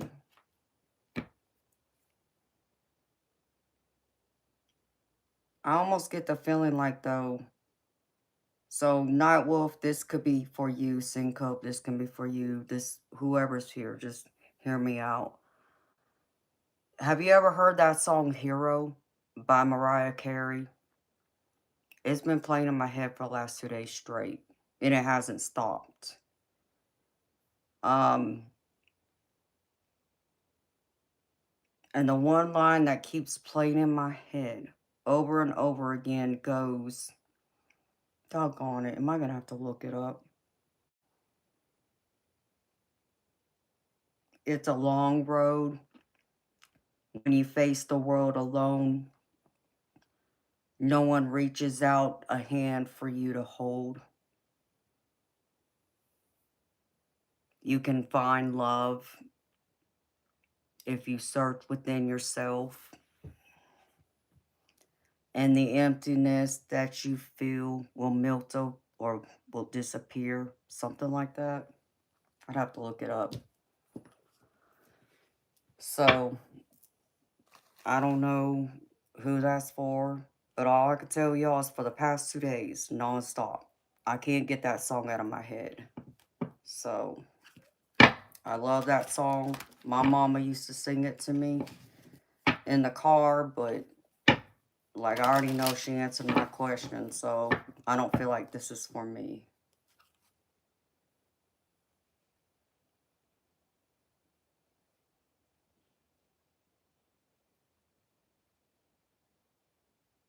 I just heard a noise. I can't even explain what that noise was. I can't even say it was like a plane or anything because I don't hardly ever hear planes come over my house. Like I can only think of maybe what, 2 or 3 times I've ever heard a plane since I've been living in this house. But let's see. Alright, Spirit.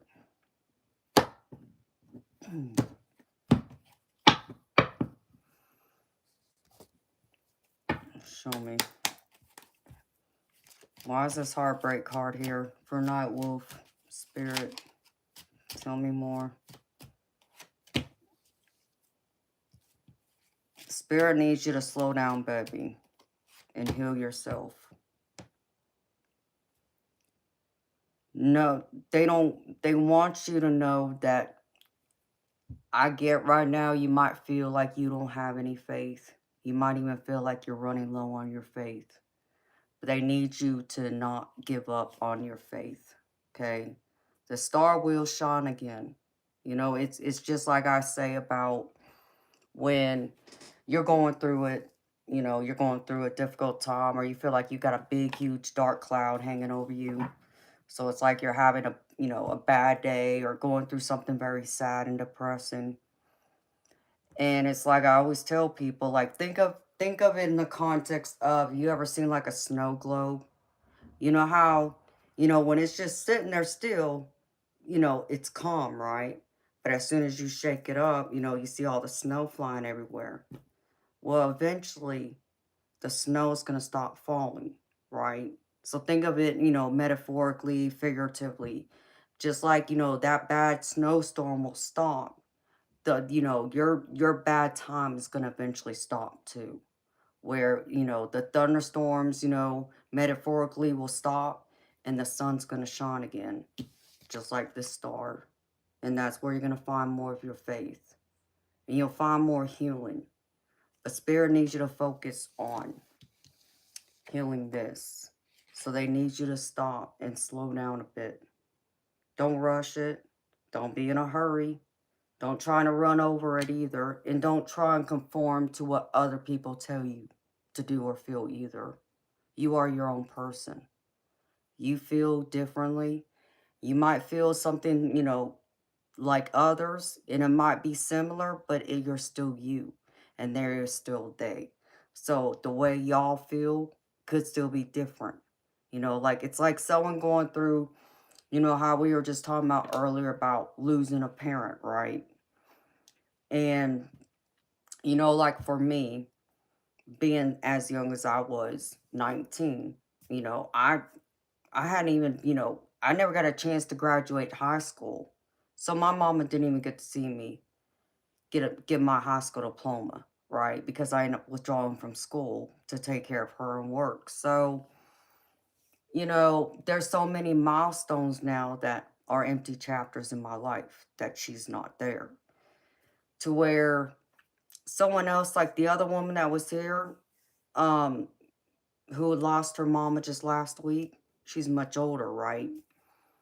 And it's not to say that her pain's any less than mine, okay? I'm not trying, I don't mean it that way. But from her losing her mama in much older age to me losing my mama much younger, you can't compare the two. Even though we both lost our mamas, we lost them at different times of our lives. So you got to look at it in the same way. And the reason why I say that is because Spirit's wanting you again. Try not to live for others. Try not to be like everyone else or think you're supposed to see things like everyone else. Don't follow the herd. Don't follow the sheep. Be your own person by not conforming to what other people's expectations, beliefs, traditions, and so forth. You know, does that mean you're going to get it always right? No, but who does? You know, there's always going to be, we all make mistakes and we got to learn, right? But it means you're meant to go down a different road than maybe what most others would traditionally go down. And that might be where you find that star, where you find your faith again. But right now, until then, they need you to focus again on yourself. So in order to do that, in order to heal from this, you got to take it, you know, slow it down a bit. Eight of Wands usually is a card of things coming at you, and it's normally, you know, a good thing, but it's coming to me reverse, which is telling me it's not that things are coming at you so fast.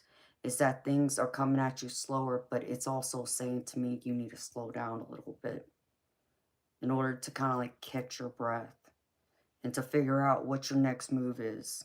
And it's not to say that, you know, not to, you know, have thoughts of yourself, you know, or be, you know, impulsive. You know, I'm still encouraging you and Spirit's still encouraging you to be spontaneous at times. But maybe don't jump at the first, you know, sign of, you know, an idea that comes to you, or maybe what someone else might bring forward to you. You know, give yourself the time, because though you might feel one way, the way you feel right now, and, you know, whatever pain or heartache you're going through, once you get through it and you feel, you know, more, you know, whole again, you know, and maybe whole's the wrong word. I'll just say more accepting, more at peace. You might look at it differently. Okay, and it's not to say that, you know, you're not gonna make those mistakes. There's gonna be some mistakes because we're all supposed to make them. That's why we're here to learn. But you're supposed to experience it in a different way than what maybe others are gonna experience it or see it from your point of view. In order for you to find your compass again and to move forward. And I know it's not easy, baby. You know, yeah, you can't give up, baby. You can't give up. I know. Oh boy, do I know what it means to, you know, have those moments in struggle to, you know, say the heck with it, right? And throw my hands up in the air, throw the towel in. It's like I surrender, that kind of thing. But I never can. I don't know how to do that. I understand the concept of it, but do I actually live it per se? No. And honestly, there's times I should surrender. You know, there's a prime example I'm in right now that I understand, you know. It's a little too personal, but just understand that I understand, you know, wanting to give up, but then at times you can't give up. And you can't give up on life, and you can't give up on yourself. You deserve to be whole again. You deserve to be happy. It's just going to take you some time to find and figure out what that happiness is for you again. But it means to also be easy on yourself. Have some compassion. Give yourself that grace. Give yourself that space to do it in. Don't rush yourself. You know, it's not to say, tell your responsibilities, whatever those responsibilities and obligations are. I'm not telling you not to take care of them, okay? Make sure you do that. But, you know, any other time that you have where you may want to fall apart, I'm not telling you not to, cry if you feel the need to. But also, don't allow yourself to get stuck in it either. Because that's when you won't find yourself back out of it. Because you find yourself, if you allow yourself to crumble, you end up going down a rabbit hole you can't find yourself out of. And that's what Spirit's saying. Don't fall for that, Night Wolf. Don't allow yourself to get into that. You deserve to be happy. And there's still more in life for you. It just might mean you got to lose yourself for a little bit in order to really figure out what that truly is for you, baby.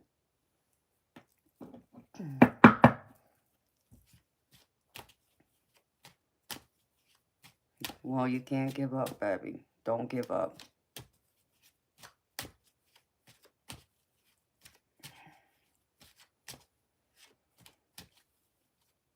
Yeah, and I can relate to that. I can relate to that, Night Wolf, about wanting to give up and feeling numb, you know. Um, it's not easy, baby. And it's not to say that you don't feel pain, and it's not to say that you're not going to be disappointed. And it doesn't mean that change isn't going to come either. You know, I could tell you change is the one constant that we are guaranteed to experience. It's just all in a matter how we adapt to it, you know, how we go about it, and even the people in our lives. You know, the people in our lives might change. Not saying it's going to completely change, but you might have some people that walk into your life and they're only there for maybe a season. And then you got others who are there for life.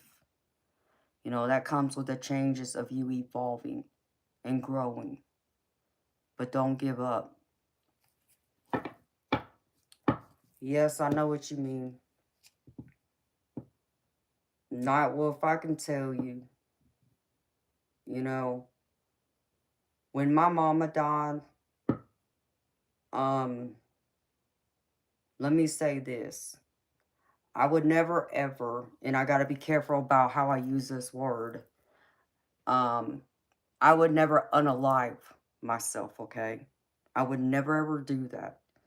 But I gotta tell you, as soon as I got the news that my mama was gone, you know, I looked up at the sky and I said, okay, God, come get me. I'm ready. Just so I could be with her. Because it hurt so freaking bad. And I remember I just wanted someone to take a knife and cut my physical heart out. Because my heart hurt so bad in my chest. I just wanted the pain to stop. You know, so it wasn't just the mental and the emotional and the pain, you know, on a spiritual level, but I could physically feel it in my chest. You know how, you know, people talk about when someone dies, you know, you find that someone, like a husband and wife, been married for a long time. One of them passes away, then the other one don't, you know, passes away not long after because they die of a broken heart. Yeah, I was pretty close. And, you know, I can tell you that I had to struggle through it. I had to force myself to get out of bed and go to work and be a responsible adult. Yeah, I didn't want to do it, but I knew I had to. I knew I couldn't give up. That, you know, the last thing my mama would have ever wanted me to do was give up. And not to mention, I also had my younger brother who was 4 years younger than me at the time, and he was 15. So what was it going to be like for him? So I had to find that purpose, and my purpose was him, to keep going. And, you know, yeah, eventually to find it for myself too. So when I wasn't working, I was at the pool hall playing pool. I immersed myself at the pool hall. I would get up there as soon as I got off work. I went home, changed my clothes, got in my car, and I didn't want to be at home. So I would go up to the pool hall and I would hang up there until it closed. Almost every night when I wasn't working. Just, you know, to not think about her, but to still kind of still be living, but really I was more so existing than living. You know, it was more of the mechanical, you know, robotic, you know, kind of feeling. But I eventually got through it. And I'm not saying that it wasn't easy, baby, because it took me many years to get through even half of that pain. But I did. And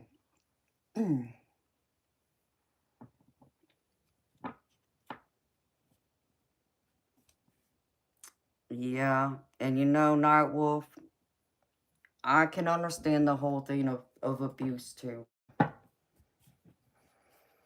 You know, without getting so personal into that. But I've experienced abuse in my life as well. So, and yeah, that trauma is something else. But you gotta forgive yourself, you know, and it's not just even about forgiving yourself. It's really, you know, being able to release that resentment against people who, you know, abused you in whatever way they did. Um, but the forgiveness really, you know, forgiving them, yes, but it's not so much for them, it's for yourself. Because if you keep holding on to that pain and you don't forgive them, baby, you'll never release yourself from that pain. You'll always be thinking about it, and it's always going to be something that's going to hold you back. And that's not what you want, because then you won't be able to find your way to live again. Because then you're going to be looking at anyone new who comes into your life, and you're going to question their motives, right? You're going to question, what do you want? Are you going to be the next person that's going to hurt me or mistreat me or do this or do that? And you don't want to do that, especially to, anyone new who comes into your life who hasn't done anything to you. But there's that fear, and you automatically bottle up and you put your guard up and you don't allow people to get close to you because you're afraid. Oh, you're just going to be like everyone else, come in my life and hurt me and then leave or die on me. One of the two, if not both, even. Yeah, I've experienced that. And I know it's not easy, but you'll get through it. I understand that they may not be sorry. Hey, I can tell you the people who abuse me, they ain't sorry. But I don't allow them not feeling sorry or being regretful to hold me back from having my own life, from having happiness, for having peace in my life. Why? Because I know I deserve to be happy. I deserve to have that peace. Not only do I deserve that for myself, but everyone else who comes into my life and anyone who's been good to me, they deserve that from me too. They don't deserve to be treated like they was the other person or persons who, did me wrong or anything else. They deserve to be treated like they haven't done anything, especially if they haven't done anything. It's tricky. I know that too. Well, that's why you got to do this, baby. With this, you got to heal so you can have this. And with it, you'll have happiness. And this, you'll find, which is all about healing, letting it go. It doesn't mean you forget it. It just means you release it. Let go of your past. Because it's what I always tell people. I try and tell people, it's like, the only things you ever want to bring with you from your past are the happy memories you made, the people you want in your life, and the lessons you learned. Everything else, you need to leave it behind you. You don't need to carry it around, like baggage. You don't want that in mental and emotional baggage. It's just going to hold you back. And it's going to make you be fearful to allow anyone new in your life or get close to you, where they might bring more happiness and joy to your life. But because you're so guarded, because you're still, holding on to your past, you'll never allow them get that close to you completely. So, I understand, baby. I'm 100% correct. That's crazy. Yeah, baby, it's crazy. It's uncanny how accurate I am sometimes. It scares me, I can tell you. Just know you're worth more than that, Night Wolf. Because I know this is what you would want. Okay, and this is all about happiness and celebration. Being with the people you love and care about. It doesn't have to mean an actual wedding. It can mean that. But it can mean just a special occasion that's important to you. Or even think like the, Thanksgiving holiday. Who in your life right now that you would feel this way, having them in your life, celebrating that day. Make the most of it. Because, one of the other things I had to learn after my mama died, when my birth father had passed away, because I was still so in my grief over my mama. I didn't go home to see my dad. And except for the Christmas right after my mama had passed away. And so that was like 5 years that my dad did not see me. I didn't go home to visit, and I think I might have only talked to him a handful of times in those 5 years. And that's not good. And what I had to come to realize is because I was holding on to so much of the pain over losing my mama, that I forgot to appreciate everyone else who was still here with me, like my father, like my, stepfather and my brother, and, and everyone else I had in my life. So, you keep holding on to that pain and keep living in it, you end up forgetting and taking for granted the people who you still want in your life, who, will love you, who aren't going to hurt you or mistreat you.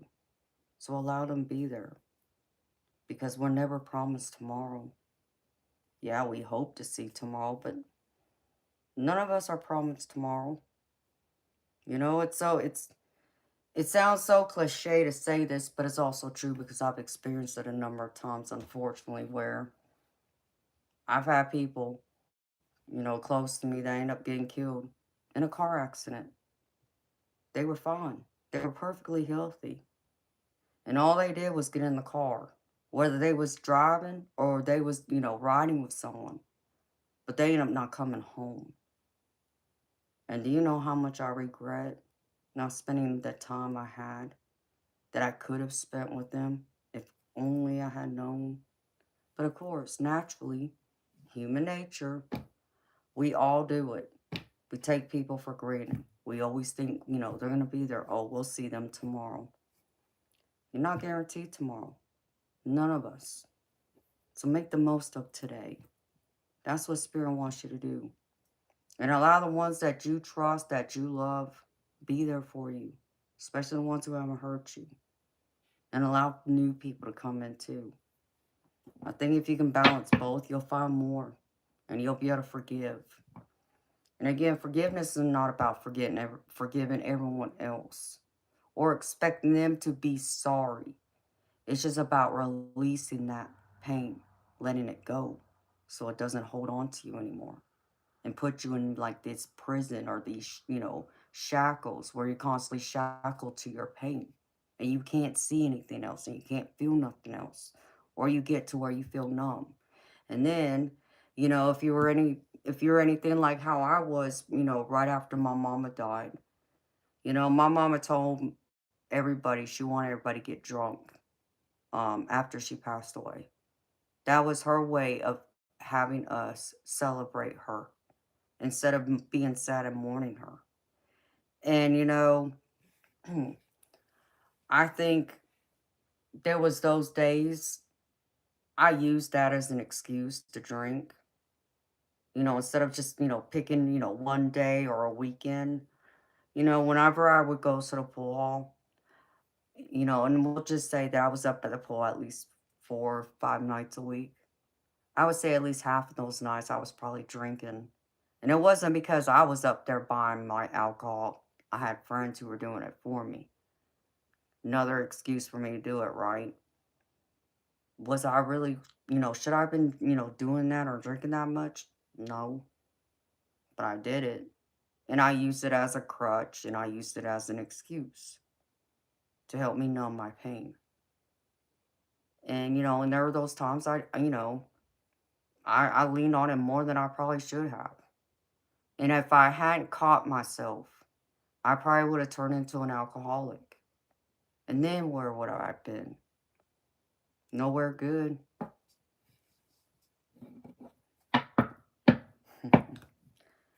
Oh, thank you. Yeah, I think my mama was cool. I had a cool mama. I actually had some cool parents, believe it or not. So she allowed us to get away with stuff we probably shouldn't have gotten away with, but we did.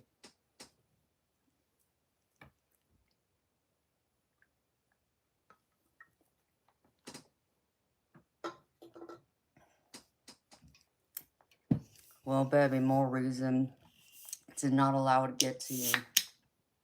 So you were an alcoholic, so you get where I'm coming from. And when I say I would get drunk, I mean, I'm not exaggerating when I tell you. The first night I went out after she had passed away, the guy I was dating at the time took me out. And I wasn't old enough to drink, technically, legally. But he took me up to a bar that he had gone to. And I guess he knew the bartender who worked there. I went into that bar that night and I had 8 shots of tequila, 4 mudslides, 2 buttery nipples, a sex on a beach, and a gin and tonic in one night. It's amazing. I didn't die of alcohol poisoning, you know. Don't ask me. But I'm not complaining. But all I could tell you is I didn't get sick either. All I could do, though, was go home and pass out. And that's all I wanted to do. Because, again, I didn't want to feel that pain of missing her. But, yes. Yeah, I rarely drink. Like, I haven't had any alcohol this year. None. So, I have no, there's no use for alcohol, really. It's once in a great while, on a special occasion. But that's about it. I have no use for it, though.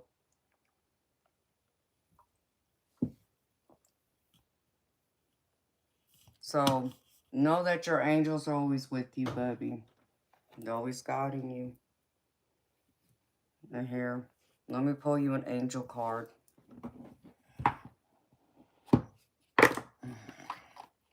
I like this angel deck. I always forget about it, that I have it. Because I got so many decks, it's hard to keep track of what's what anymore. Alright, Spirit. Can I get an angel card for Night Wolf, please?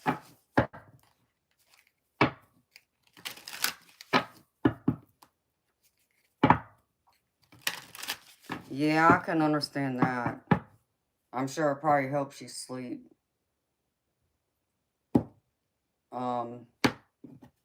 When I was in high school, I would smoke pot every once in a while. But boy, I never got a hangover from drinking alcohol. But I reckon smoking pot, I guess that's probably the closest thing to a hangover I could probably explain. Because I wake up the next morning and I didn't want to do nothing. Talk about lazy. Oh, man. I was lazy. So I always made sure I did it like on my night, the night I would be off. Like I didn't have to go to work the next day. Because if I had to go to work the next day, I was going to work. And I knew it too. Yeah, I hear that. And I can understand. Because it did calm me down too. Calm me to sleep. Rockabye baby. That's what Spirit just said. And it did. That it definitely did. Alright, I got this angel card. It says rebirth. You have entered a period of spiritual awakening and rebirth, where you have the opportunity to align with your higher self and the overarching principles that guide you. The angels say to be prepared to be the best you can be. And then it says, I'm in constant bloom. I am refreshed, rejuvenated, and reborn. So, be reborn. And it's crazy that out of all those angel cards I pulled this one because the death card in the tarot deck means exactly this. And you know how I said, you got to let go of your past, leave it behind? That's like what this is saying too. So you got to let it go. Be reborn. Start anew. Start over. It doesn't mean you got to have it all figured out right now. It just means take one step towards it. To a new beginning. A new you. To where you can feel more restful. By being here. With this Four of Swords. Which is all about taking a break. Taking a rest. Allow your soul to rest for a little while. It doesn't mean to be numb. It just means, you know, to allow yourself that opportunity to feel peace. To be relaxed for a little while. And it doesn't mean to get caught up escaping or running away from your problems either.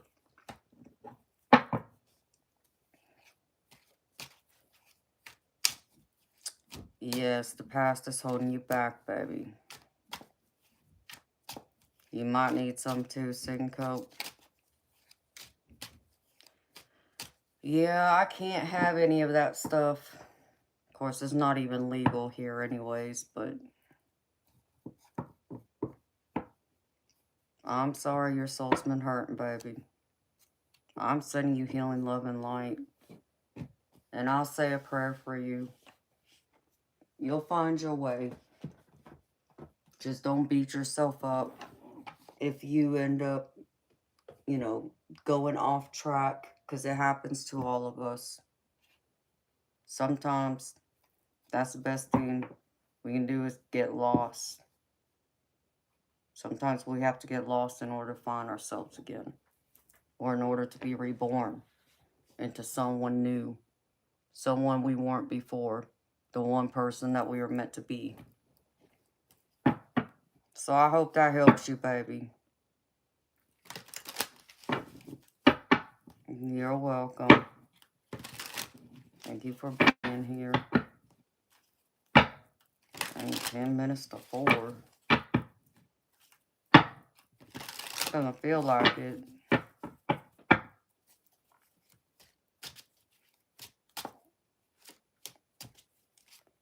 So, Syncope, do you... Yeah, because you're in Washington, right? So I know all that up there is legal. It's still not legal here in my state.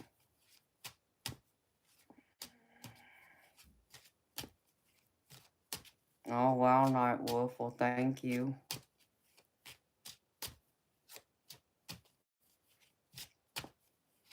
I appreciate you letting me know that. Because sometimes I question myself. Washington State. I've never been to Washington. I've never been to Oregon either. And that's so crazy because I lived in California, but I never drove up north to like Northern California or past it. At least not from my own memory.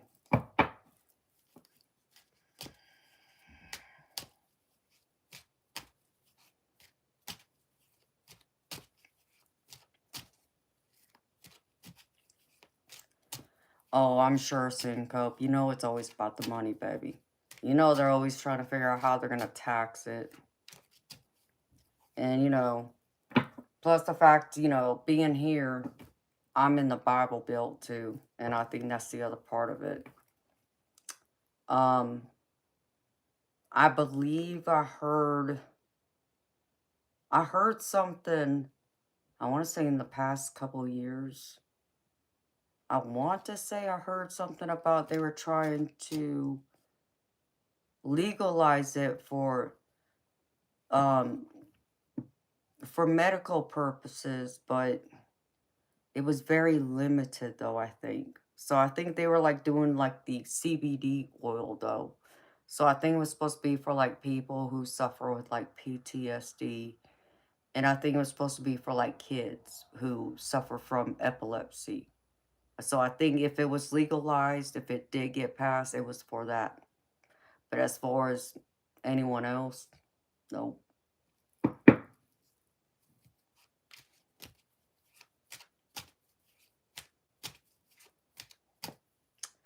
Well, you know, Syncope, you can always move to Georgia, baby. It's cheaper here, too. I mean, at least here you get all 4 seasons. So it's not like it's going to be tropical weather year-round, but you get at least all 4 seasons. And it won't be raining all the time.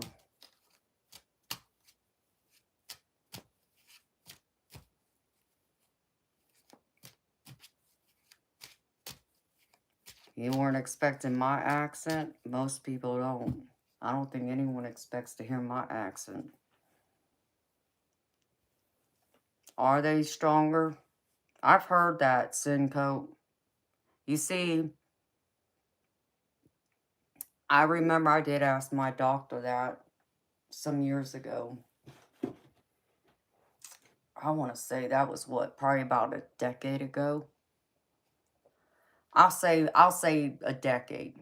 It's been at least in the last 10 years. Probably less than that though. Cuz I remember I read an article in a magazine, and I think I kept the magazine, but I can't even tell you what magazine it was. It might have been Time magazine. I want to say it was something like that. And they were talking about all the different purposes it serves. And, you know, some of the research they did with it and what they come to find out about it. So I thought it was an interesting article.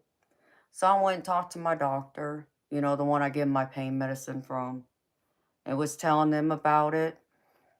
And they said, yeah, nope, it's not legal here.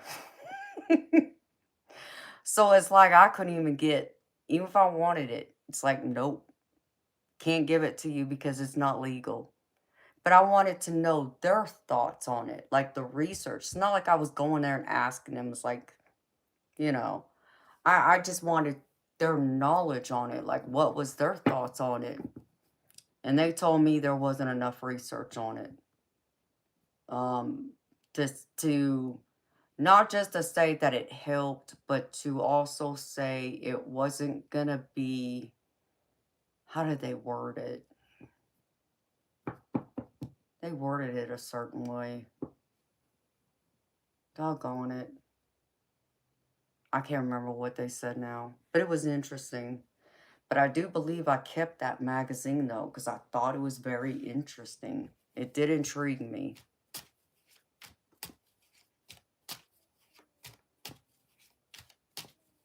Did it?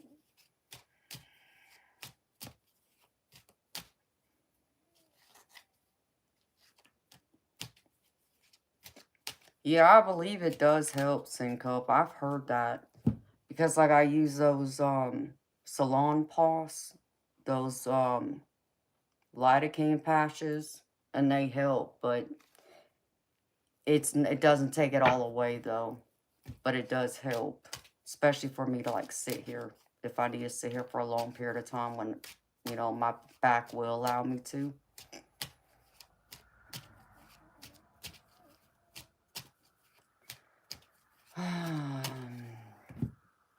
It is not Wolf. I'm in Georgia.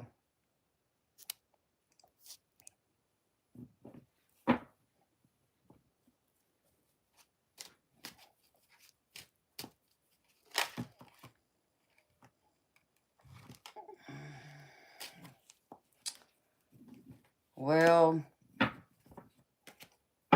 Rose, how you doing? Well, I appreciate the suggestion. It won't work for me, sweetheart. I got pinched nerves in my back. I've already had a back surgery done, so that's the only downside of that.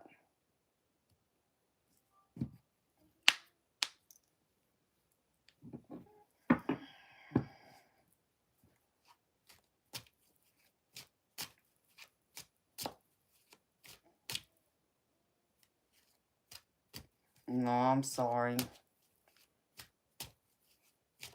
Mysterium. They help me, but I also have to take pain medicine still. So it's a double-edged sword for me because I had a torn disc caused by a bad car accident that wasn't my fault. And it took doctors 4 years to diagnose my back injury. So for 4 years, my nerves were pinched. So it caused, nerve damage. Even after they went and removed the bad disc and then they put fused my back. And it also caused my sciatica, nerve damage to my sciatica. Like right now, if I was to go and have a nerve conduction test done, it would show that I still got pinched nerves.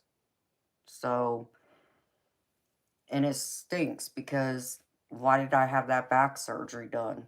Well, the back surgery I needed done no matter what because they needed to remove that bad disc that had spilled over and was pinching all those nerves. But what I didn't know was I had a cyst that I was born with too. That's part of my actual spinal cord. It's part of the nerve root that's there. And that's pinching the nerve. So, and that can't be cut out because it's part of my spinal cord.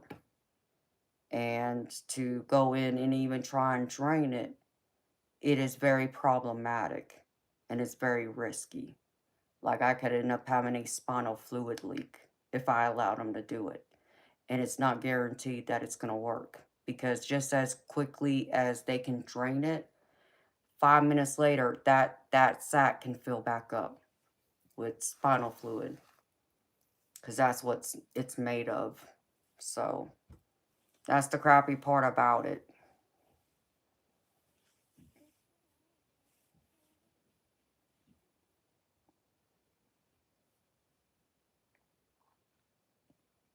Yeah, I was on gabapentin, which is Neurontin. Gabapentin's the generic form of it. I take Lyrica though, and the other medicines they have me on.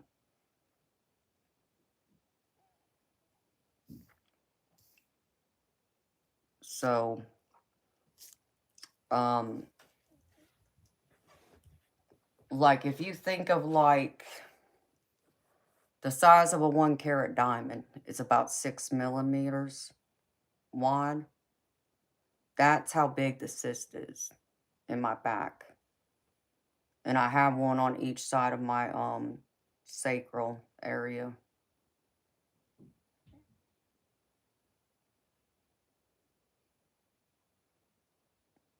No, I'm sorry to hear that, Mysterium.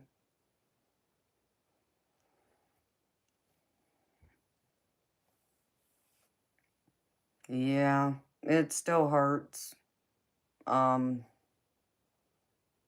like like if I were to stand up sometimes, you can see like my tailbone. It looks like it's swollen to like half the size of a golf ball. And there's nothing can be done. I just have to deal with the pain. Thankfully, it isn't like that all the time. And thankfully, it doesn't get that way like it used to before I had my back surgery. But I still have those days where it gets that way. And then I'll get the throbbing pain in my leg and the numbness. And I think the numbness is what scares me more than anything. But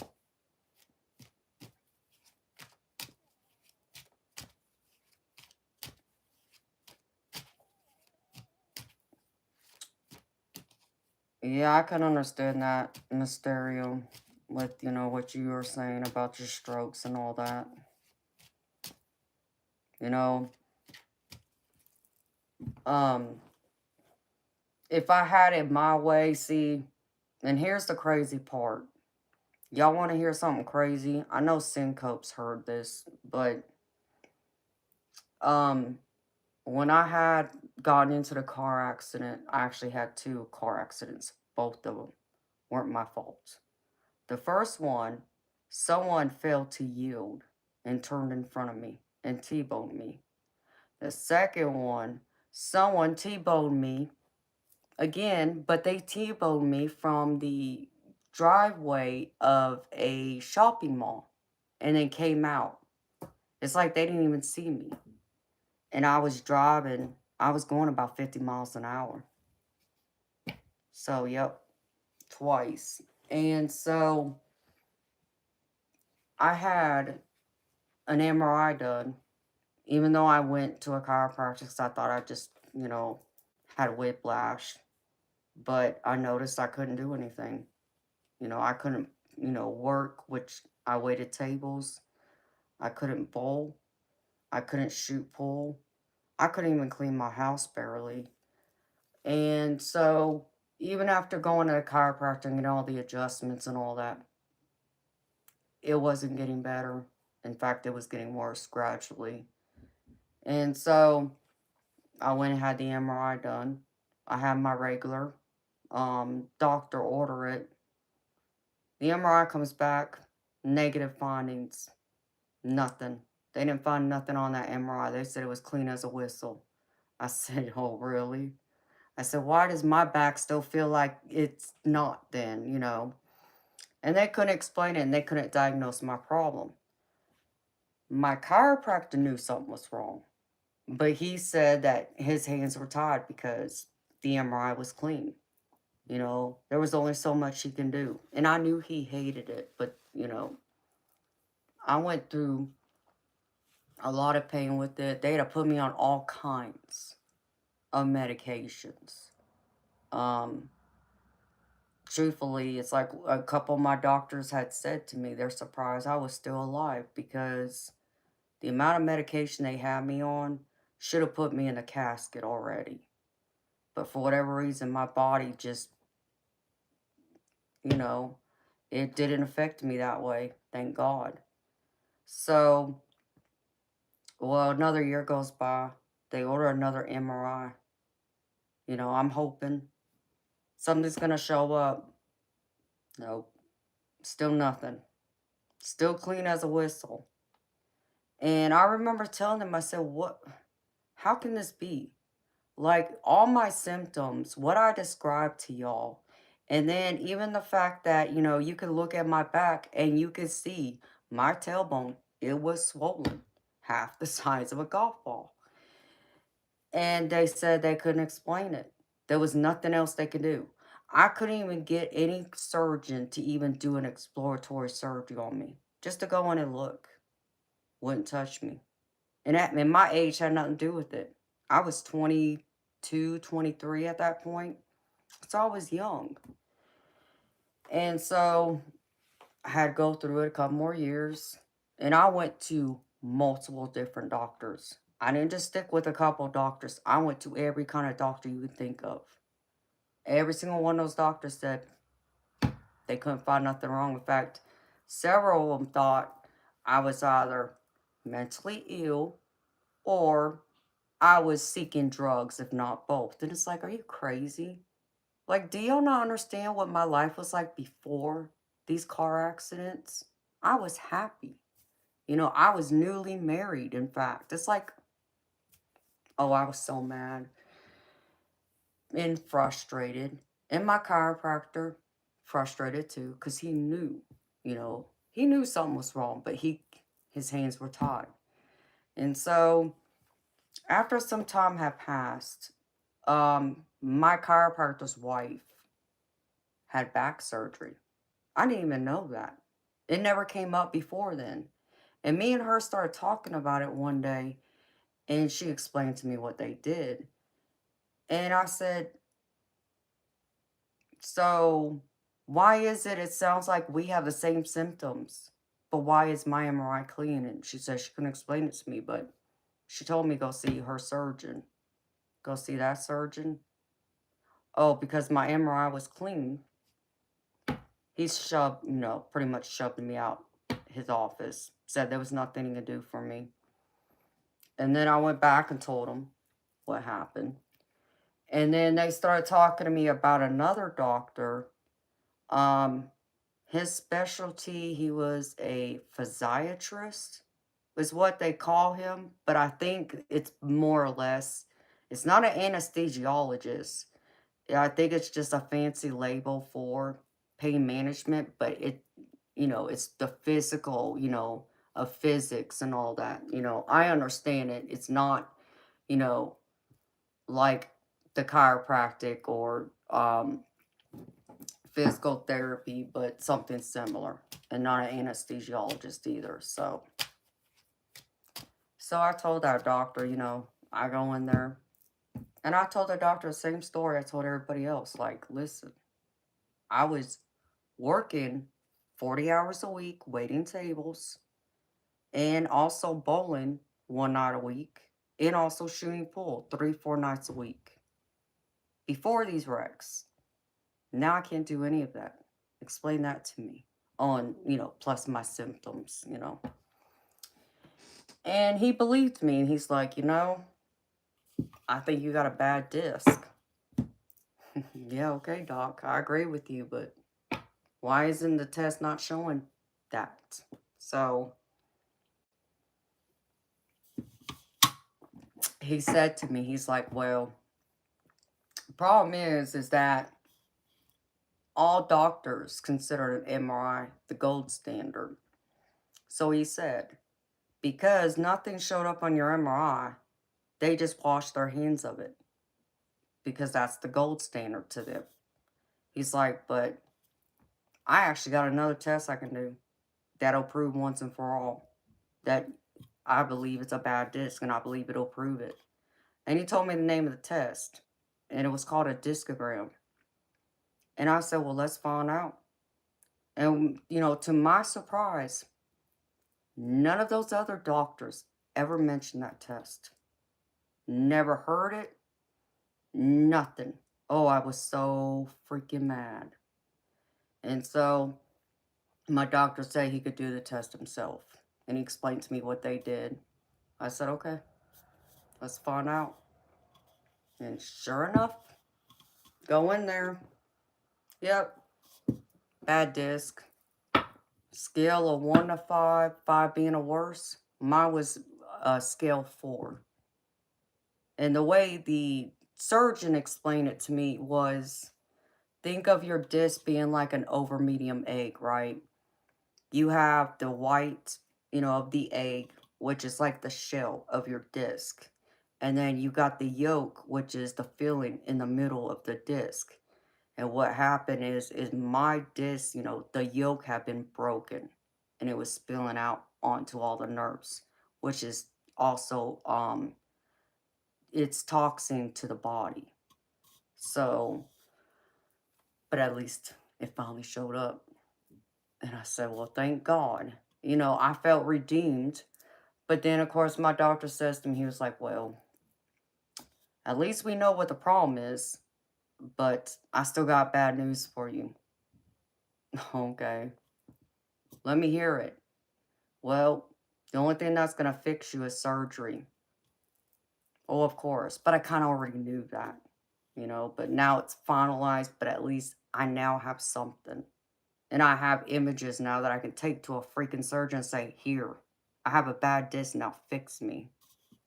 I shouldn't have gone through almost that 5 years of hell because of all those doctors who refused to listen to me and take my word and not just, look at me like another statistic will say. It was outright just neglect to me.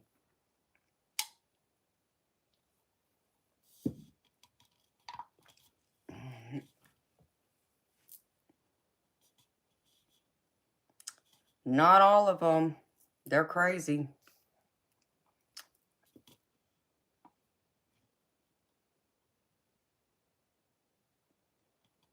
Maybe. You never know.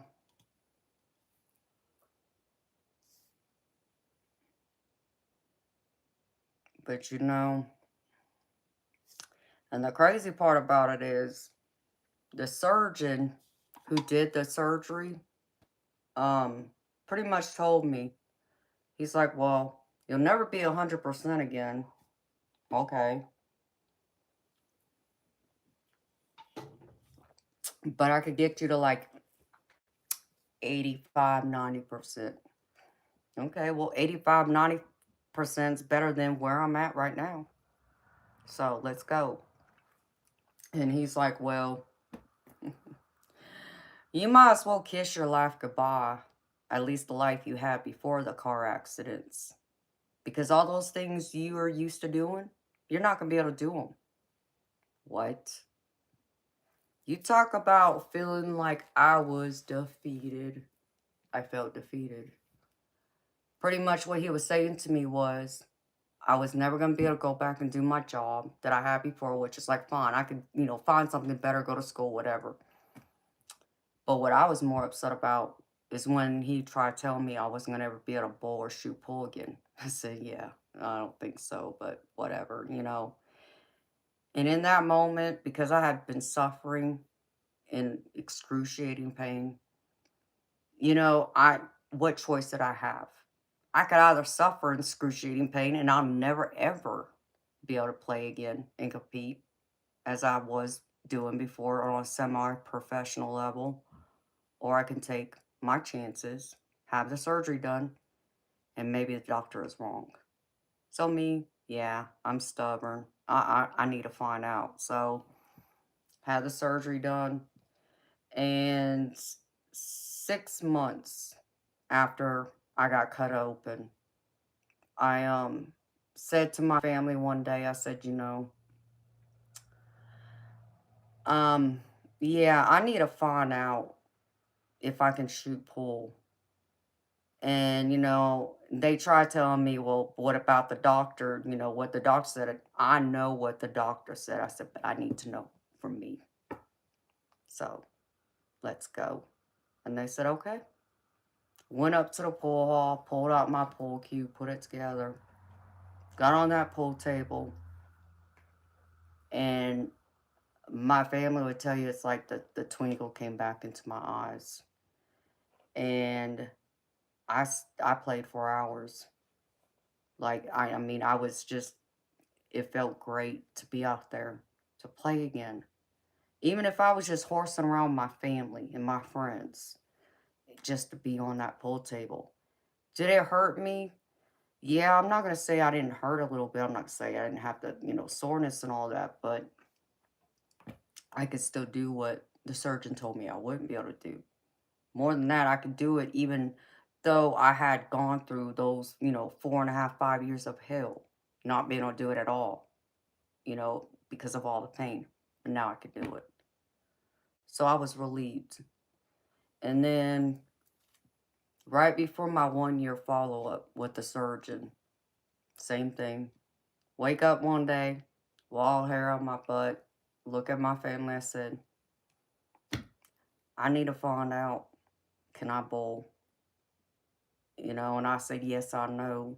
What the doctor said, I said, but I need to know for me. I have to know for me.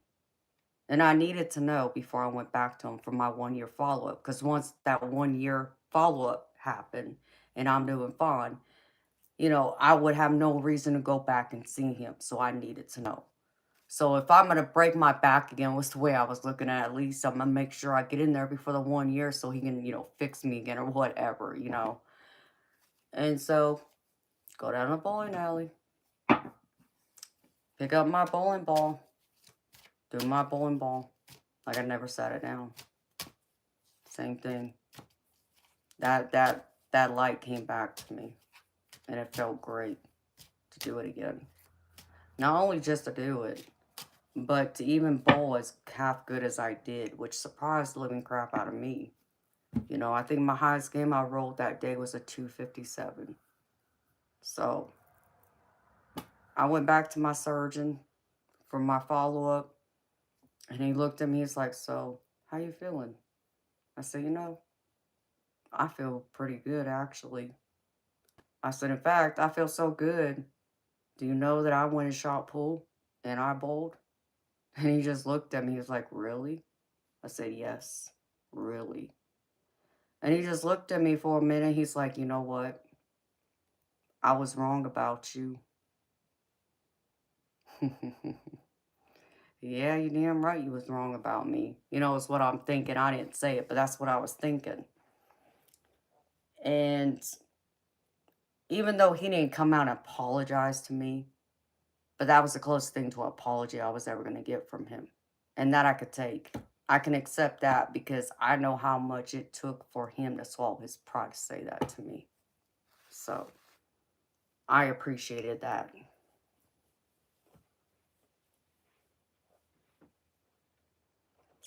Maintaining my body temperature. No, I can't say that I have Mysterium. But I mean, my body temperature has always fluctuated. Um,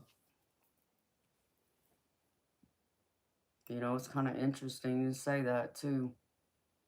Um, I used to run a 99.3 temperature, in fact. It's dropped a little bit, but it's pretty much normal.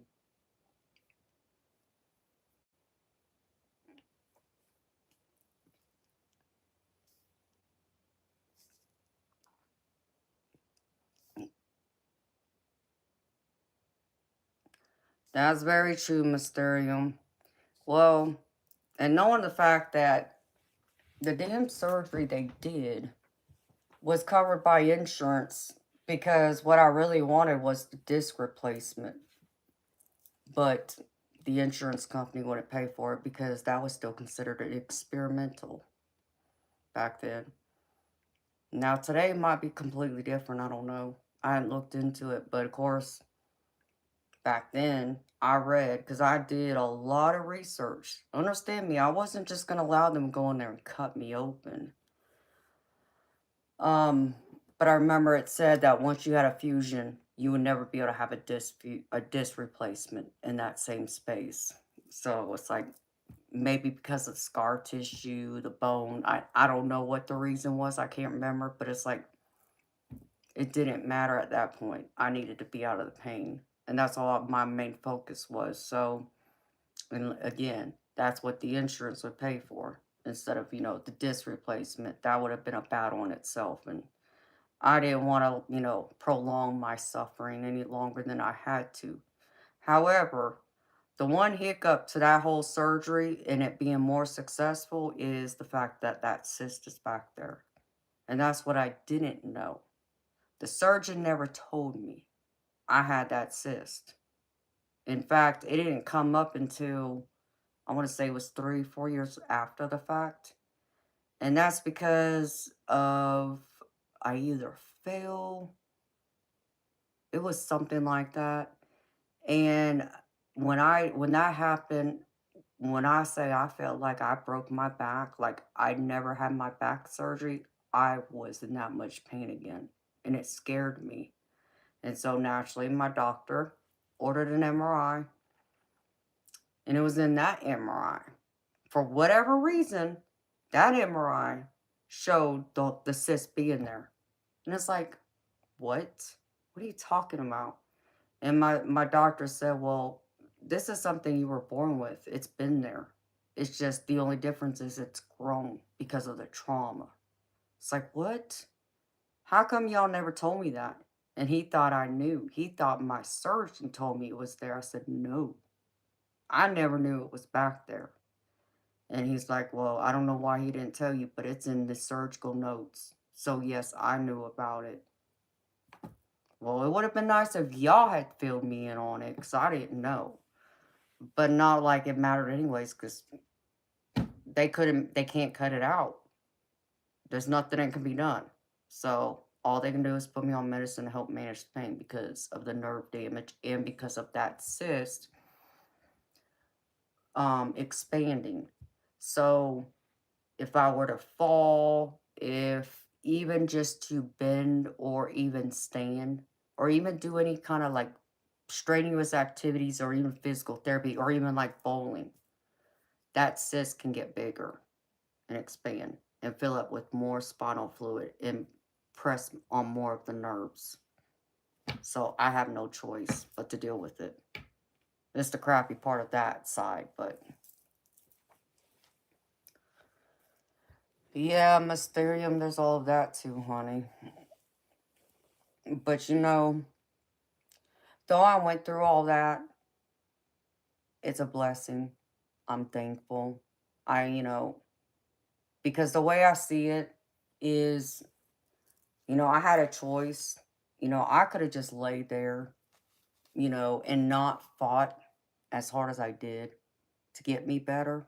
You know, I could have just given up, you know, and just accepted, you know, I'm going to be on all these heavy medications for the rest of my life and I'm never going to have my life that I was used to having before. Yeah, I wasn't going down without a fight. So, but I could have done that or fight, and I was going to fight. So, I knew my body, I knew me, and I knew I just needed to find the right doctor to help me. It's just crappy. It took me 4 years to find the right doctor to help me, who actually believed me and listened to me. So, but I guess that's like, you know, what it is with any doctors, right? You have good ones and you have bad ones. And then you have the, you know, ones that are somewhere in the middle. And supposedly, the doctors I had were supposed to be the best in my area. Well, we can, you know, debate that, but either way, I'm thankful for the one that did help me. You know, it's all because of him that I was able to go back and do what I was able to do and I can still do. And yeah, and even now, since it's been what? Oh crap, now I'm fixing to give my age away. um, 20 years since I had my back surgery. It's been 20 years. At least the last 20 years, I've been able to have most of my life back. You know, the bowling, the shooting pool, that kind of thing. And that's all I wanted. I wanted to go back and be able to compete again. You know, it's it's in my blood. The only crappy part about it is though is by the time I got back to it, I didn't want to compete or play it the way I did before. Um so did it take a piece of me away still? Yeah, I guess so. But at least I know I can still go in there and play. And I've played with some of the best of them.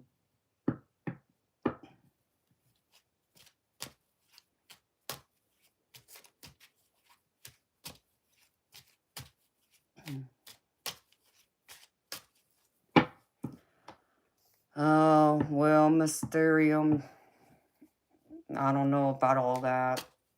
That's politics. And we don't really talk about politics here, honey. But I understand.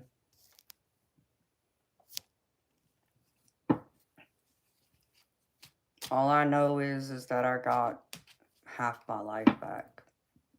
Or I should say more than half. And even now, it's like if I wasn't able, you know, if I didn't have my back surgery, like my pool cue back there, I have professional pool players' autographs that I've played. That's on my pool cue. Some of the best names in the pool world. If anybody knows anything about professional pool players, probably a couple of the most well-known names that have been around would be Allison Fisher and Johnny Archer. I played them, and I got their names, their autographs on my pool cue along with some others. Good morning, Cheryl.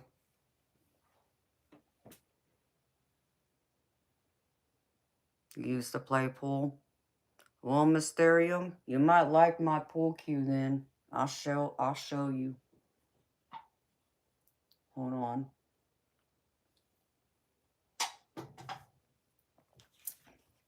I haven't played yet because I also tore my rotator cuff and I just had surgery done last year, but I'm waiting.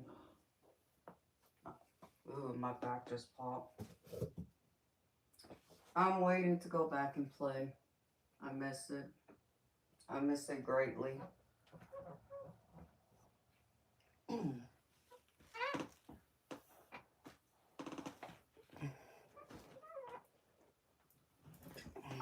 Let's see.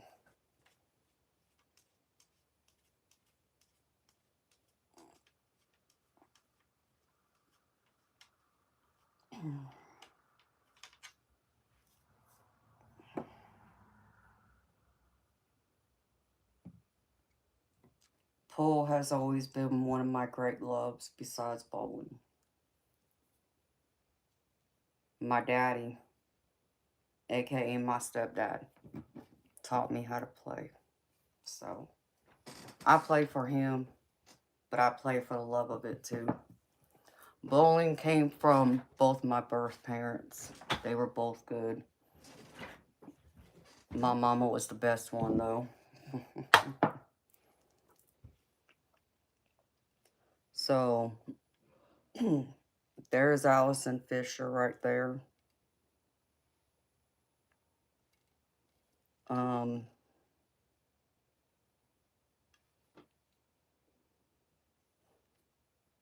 Johnny Archer's right there.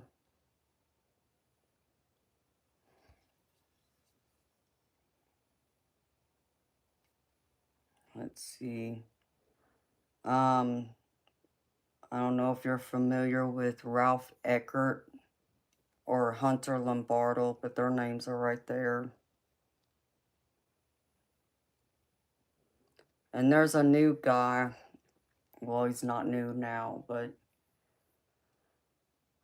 back when this was signed, which was around 2009, 2010, Shane Van Boning. He's a deaf kid. Like he can't hear, but you talk about a great player. He can play. So he got his name's right there. And then there's a straight pull, John Smith, if I can find him. Thomas Thorsted's another one. Yeah, John Smith's right there.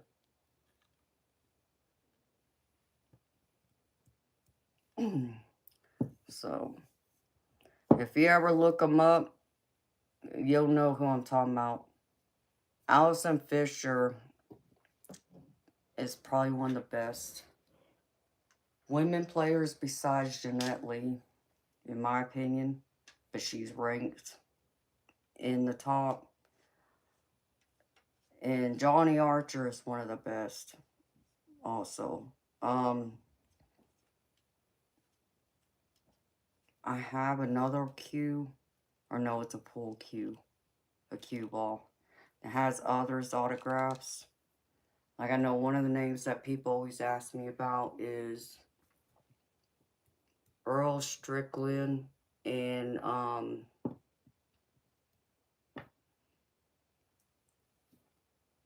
what's his name? Something Reyes. I can't believe I'm drawing a blank. I have Earl Strickland, but the other one I don't have. And then I have a professional trick shot player, which is Dr. Q. But his is on a pool cue ball that I have hidden away.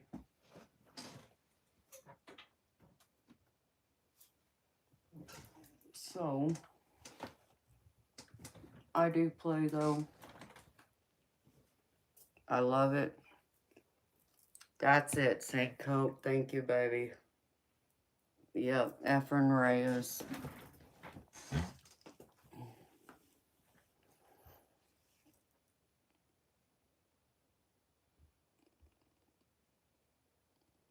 You like fishing? Yeah, well, when I was a kid, I used to go with my dad, my brother, my whole family on my Asian side fished. Yeah, I wasn't big into fishing when I was a little girl. I would go to the lakes with my brother and my dad, and I just walk around like, you know, the shallow shore while they were over there holding the fishing poles. But if you got me in a boat in the ocean, now that was different. I was all about that. Lake fishing, river fishing bored me. I got so bored out there. But you know, now that I'm older, I have a greater appreciation for it today. You don't like catching catfish? Yeah, I'm not into catfish. Does he, Cinco? Yeah, he's a great player. He's one of the GOATs.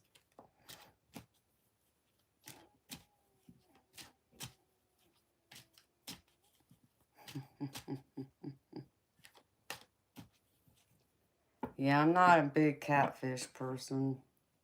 I like salt water, but I'm very picky about fish. I don't like the fishy taste. Like I don't know. I'm trying to remember what kind of fish my family caught. I could eat the fish they caught, but most of the other stuff I couldn't eat it.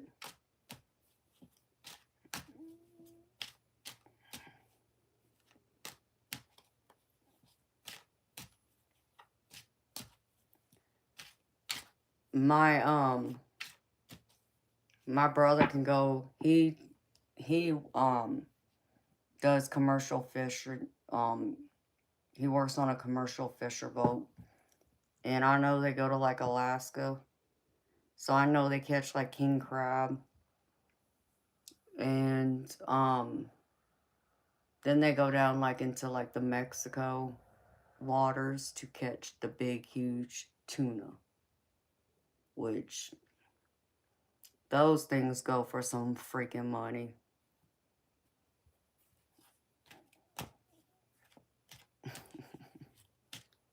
Yeah, I wouldn't want those. You can keep those. See, if I were to catch any freshwater fish, I wouldn't do it for to eat it. I'd cut the line and throw it back in there. Now the ocean, now I'll bring it home. Don't ask me why, I'm just picky.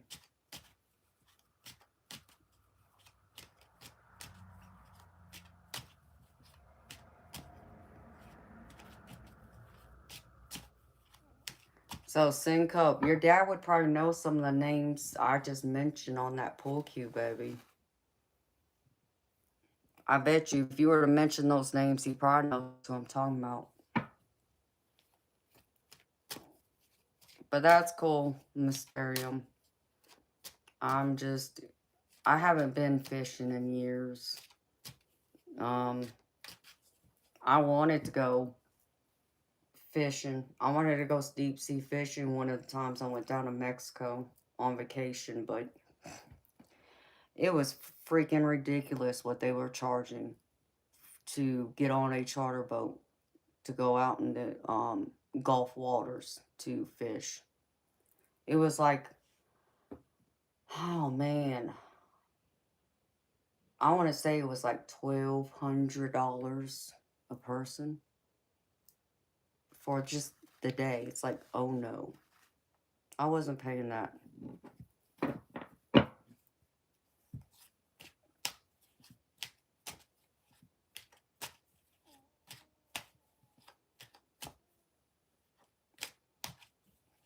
Oh wow, Cinco. So if I ever come home to visit, maybe I'll have to make a trip up to Washington. I'll have to take your dad on.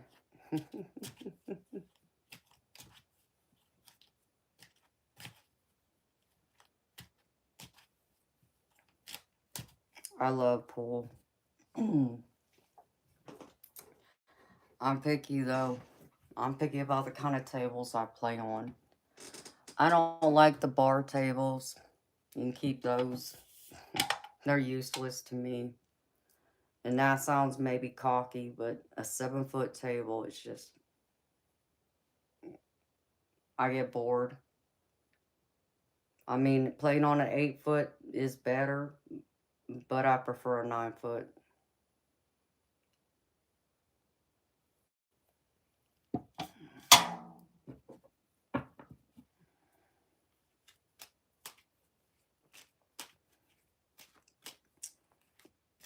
Oh, I don't know about all that mysterium.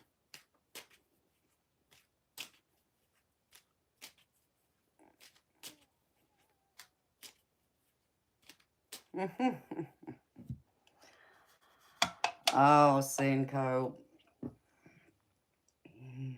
Well, next time I come home, I'll make sure I bring my pool cues with me.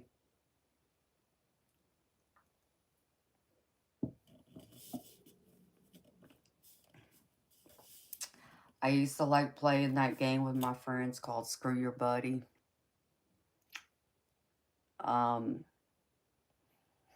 Usually it was 3 people who could play, but I think you could probably throw a 4th person in there.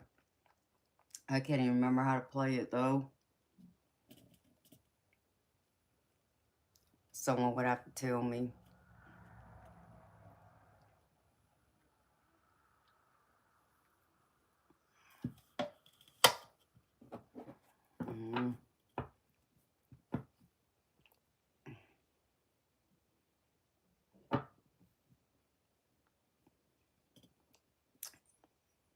Oh, well, I'm sorry to hear they don't want you fishing anymore.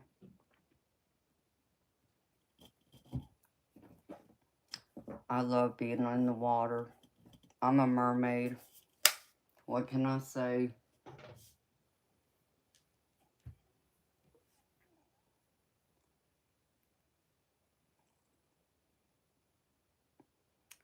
But yeah, Cinco, I'll have to come up there, baby.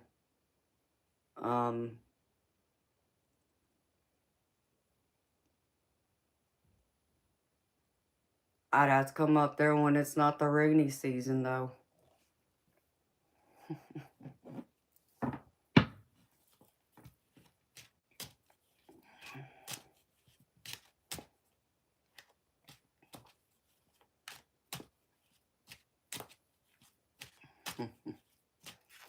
Yes, Cinco, I'm a Pisces. March 10th, baby. I'm definitely a mermaid.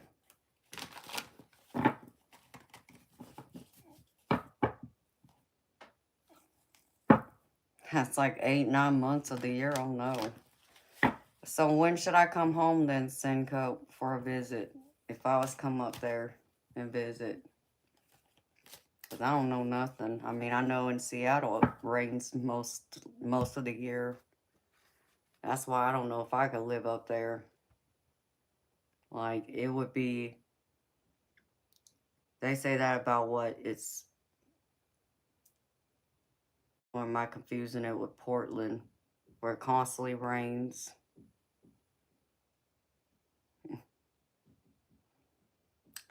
Oh, your dad's a Pisces too? When's his birthday? Summertime? Of course, when it's so ungodly hot. But I guess that would be no different than me being here. Well, actually it is. It's a different type of humidity.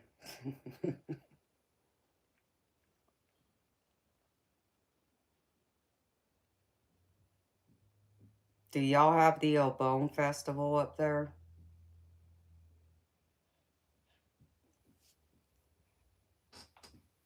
Because I need to come home for that one year. I know they have it in California. I think it starts in like July though. I think it usually starts like right after 4th of July. They're both pretty cloudy.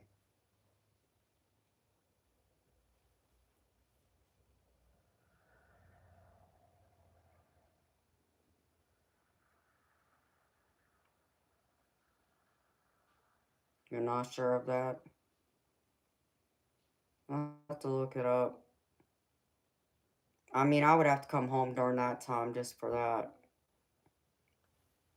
A bone is the Japanese festival for the think of it like the Day of the Dead type thing, except for it's for the Japanese Buddhist people.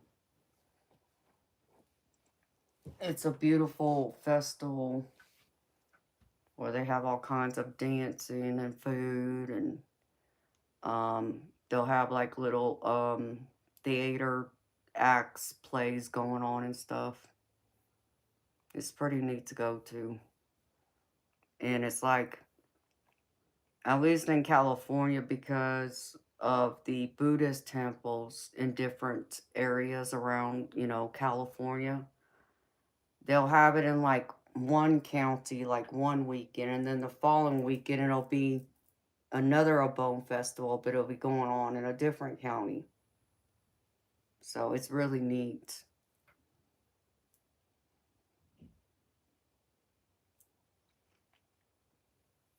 You should look it up, Syncope. It's spelled like, if you, like, if, I'm sure you've watched The Karate Kid Part 2, where they go to Japan.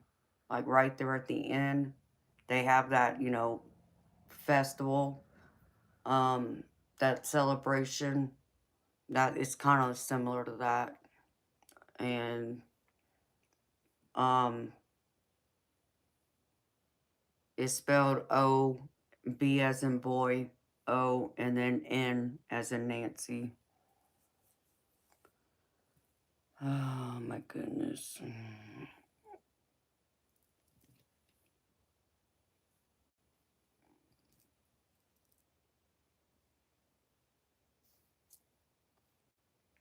Oh, well, let's see.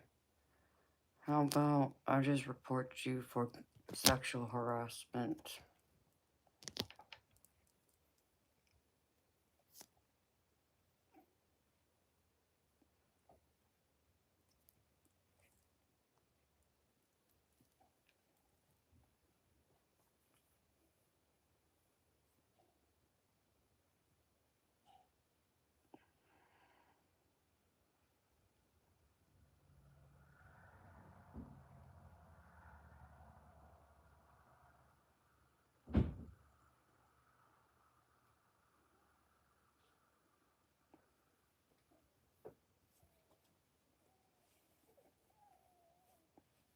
Josh, who you talking to? You can't, they read the chat. I want to know who you talking to. If you're talking to me, yeah, I want YouTube to read it. Because guess what? That person who want to talk some nonsense, they're going to lose their account now. Coming here and messing with me. So.